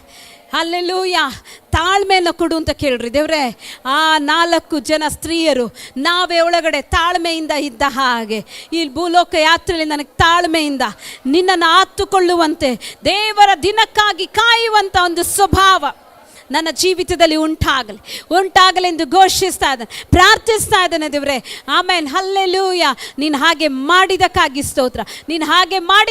ಸ್ತೋತ್ರ. ಆಮೇನ್. ಕೊನೆಯದಾಗಿ ಒಂದು ಪ್ರೇಯರ್ ಮಾಡೋಣ. ಕರ್ತನೆ, ನಾನು ಒಂದು ಒಳ್ಳೆ ಲೆಗಸಿ ಮದರ್ ಆಗಬೇಕು. ಆಮೇಲೆ ನನ್ನ ಕುಟುಂಬಕ್ಕಾಗಿ ನಾನು ಒಳ್ಳೆ ವ್ಯಾಲ್ಯೂಯೇಬಲನ್ನು, ಬೆಲೆ ಬಾಳುವ ಕಾರ್ಯವನ್ನು ಬಿಟ್ಟು ಹೋಗೋಳಾಗಿರ್ಬೇಕು ದೇವರೇ. ನಾನು ಭೂಮಿಗೆ ಭಾರವಾಗಿರಬಾರ್ದು, ನನ್ನ ಕುಟುಂಬಕ್ಕೆ ಭಾರವಾಗಿರಬಾರ್ದು, ನನ್ನ ಮಕ್ಕಳಿಗೆ ಬೇಡವಾಗಿರಬಾರ್ದು, ನನ್ನ ಹಸ್ಬೆಂಡಿಗೆ ಬೇಡವಾಗಿರಬಾರ್ದು. ಆಮೇಲೆ ಮಕ್ಳು ಹೇಳ್ರಿ, ನಿನ್ನ ತಂದೆ ತಾಯಿಗೆ ನೀನು ಭಾರವಾಗಿರಬಾರ್ದು. ಆಮೇಲೆ ಒಂದು ಒಳ್ಳೆ ಒಂದು ಉಪ್ಪು, ರುಚಿಯುಳ್ಳ ಉಪ್ಪಿನ ಹಾಗೆ ನಾನು ನನ್ನ ಮನೆಯಲ್ಲಿ, ಒಂದು ಬೆಳಕಿನ ಹಾಗೆ ನಾನು ನನ್ನ ಮನೆಯಲ್ಲಿ. ಕರ್ತನೆ, ನನ್ನ ಜೀವಿತವನ್ನು ಆ ರೀತಿಯಾಗಿ ಆಶೀರ್ವದಿಸು ಕರ್ತನೆ. ಆದಿಕಾಂಡ 9ನೇ ಅಧ್ಯಾಯದ ಎಲ್ಲ ಆಶೀರ್ವಾದವನ್ನು ನನ್ನ ಮನೆ ಮೇಲೆ, ನನ್ನ ಕುಟುಂಬದ ಮೇಲೆ ಯೇಸುವಿನ ನಾಮದಲ್ಲಿ ತೆಗೆದುಕೊಳ್ತಾ ಇದ್ದಾನೆ. ನಮ್ಮನ್ನು ಆಶೀರ್ವದಿಸಿ ಹೆಚ್ಚಿಸುತ್ತಾರೆ ದೇವರು. ಆಮೆನ್. ಹಲ್ಲೆಲೂಯ. ಯೇಸುವಿನ ನಾಮದಲ್ಲಿ ಆಶೀರ್ವಾದವನ್ನು ಹೊಂದಿಕೊಳ್ತಾ ಇದ್ದು ಅಪ್ಪ, ಭೂಮಿಯಲ್ಲೆಲ್ಲ ಹರಡಿಕೊಳ್ತೇವೆ. ಹಾಲೆಲೂಯ. ಸಮೃದ್ಧಿಯಾಗಿ ಜೀವಿಸ್ತೇವೆ ದೇವ್ರೆ. ಸಹಾಯ ಮಾಡು ಕರ್ತನೆ. ನಾವೇಂದ ಹೊರ ಬಂದ ತಕ್ಷಣ ಅವರು ಯಜ್ಞವೇದಿನ ಕಟ್ಟ ಆರಾಧಿಸಿದ್ರು. ಆಮೇಲೆ ದೇವರೇ ಕರ್ತನೆ, ಕುಟುಂಬವಾಗಿ ಕರ್ತನೆ ಇಲ್ಲಿ ನಿಂತು ನಾವು ಆರಾಧನೆಗಳನ್ನು, ಕುಟುಂಬದಲ್ಲಿ ಪ್ರಾರ್ಥನೆಗಳನ್ನು ಮಾಡುವಂತೆ ಈ ದಿನಗಳಲ್ಲಿ ನಮಗೆ ಸಹಾಯ ಮಾಡು ಕರ್ತನೆ. ನಿಮ್ಮ ಕರದಲ್ಲಿ ಸಮಸ್ತವನ್ನು ಒಪ್ಪಿಸ್ತಾ ಇದ್ದೇವೆ ಅಪ್ಪ. ಹೊಸದಾಗಿ ಬಂದವರಿಗಾಗಿ ನಾನು ಪ್ರಾರ್ಥಿಸ್ತಾ ಇದ್ದೇನೆ, ಅವ್ರನ್ನ ಅನುಗ್ರಹಿಸು. ಯಾರೆಲ್ಲ ಭಾರದಿಂದ ಪ್ರಯಾಸದಿಂದ ಬಂದಿದ್ದಾರೋ ಅವ್ರನ್ನೆಲ್ಲ ನೀನು ಆಶೀರ್ವದಿಸು ದೇವ್ರೆ. ನಿನ್ನ ಕೃಪೆ ಈ ಮಕ್ಕಳ ಜೊತೆಗಿರಲಿ ಯೇಸುವಿನ ನಾಮದಲ್ಲಿ ದೇವ್ರೆ. ನಮಗೆ ಕರ್ತನೆ ದೈವಿಕ ಸ್ವಭಾವವುಳ್ಳ ಸ್ತ್ರೀಯಾಗಿ ನಮ್ಮನ್ನು ಮಾರ್ಪಡಿಸು. ನಿನ್ನ ಕರದಲ್ಲಿ ಒಪ್ಪಿಸಿ ಕೊಡ್ತೇನೆ. ಬಂದಂಥ ಒಬ್ಬೊಬ್ಬರನ್ನು ಅನುಗ್ರಹಿಸು ದೇವ್ರೆ. ನಿನ್ನ ಹಸ್ತದಲ್ಲಿ ಒಪ್ಪಿಸ್ತೇನೆ. ಆನ್ಲೈನಲ್ಲಿ ವೀಕ್ಷಿಸ್ತಿರೋ ಒಬ್ಬೊಬ್ಬರನ್ನು ಆಶೀರ್ವದಿಸು. ಆಶೀರ್ವಾದದ ನಿಧಿಗಳಾಗಿ ಮಾರ್ಪಡಲಿ. ನಿನ್ನ ಕರದಲ್ಲಿ ಒಪ್ಪಿಸಿ ಕೊಡ್ತಾ ಯೇಸು ಕ್ರಿಸ್ತನ ನಾಮದಲ್ಲಿ ಬೇಡಿ ಹೊಂದಿದ್ದೇನೆ ತಂದೆಯೇ. Amen, amen, amen.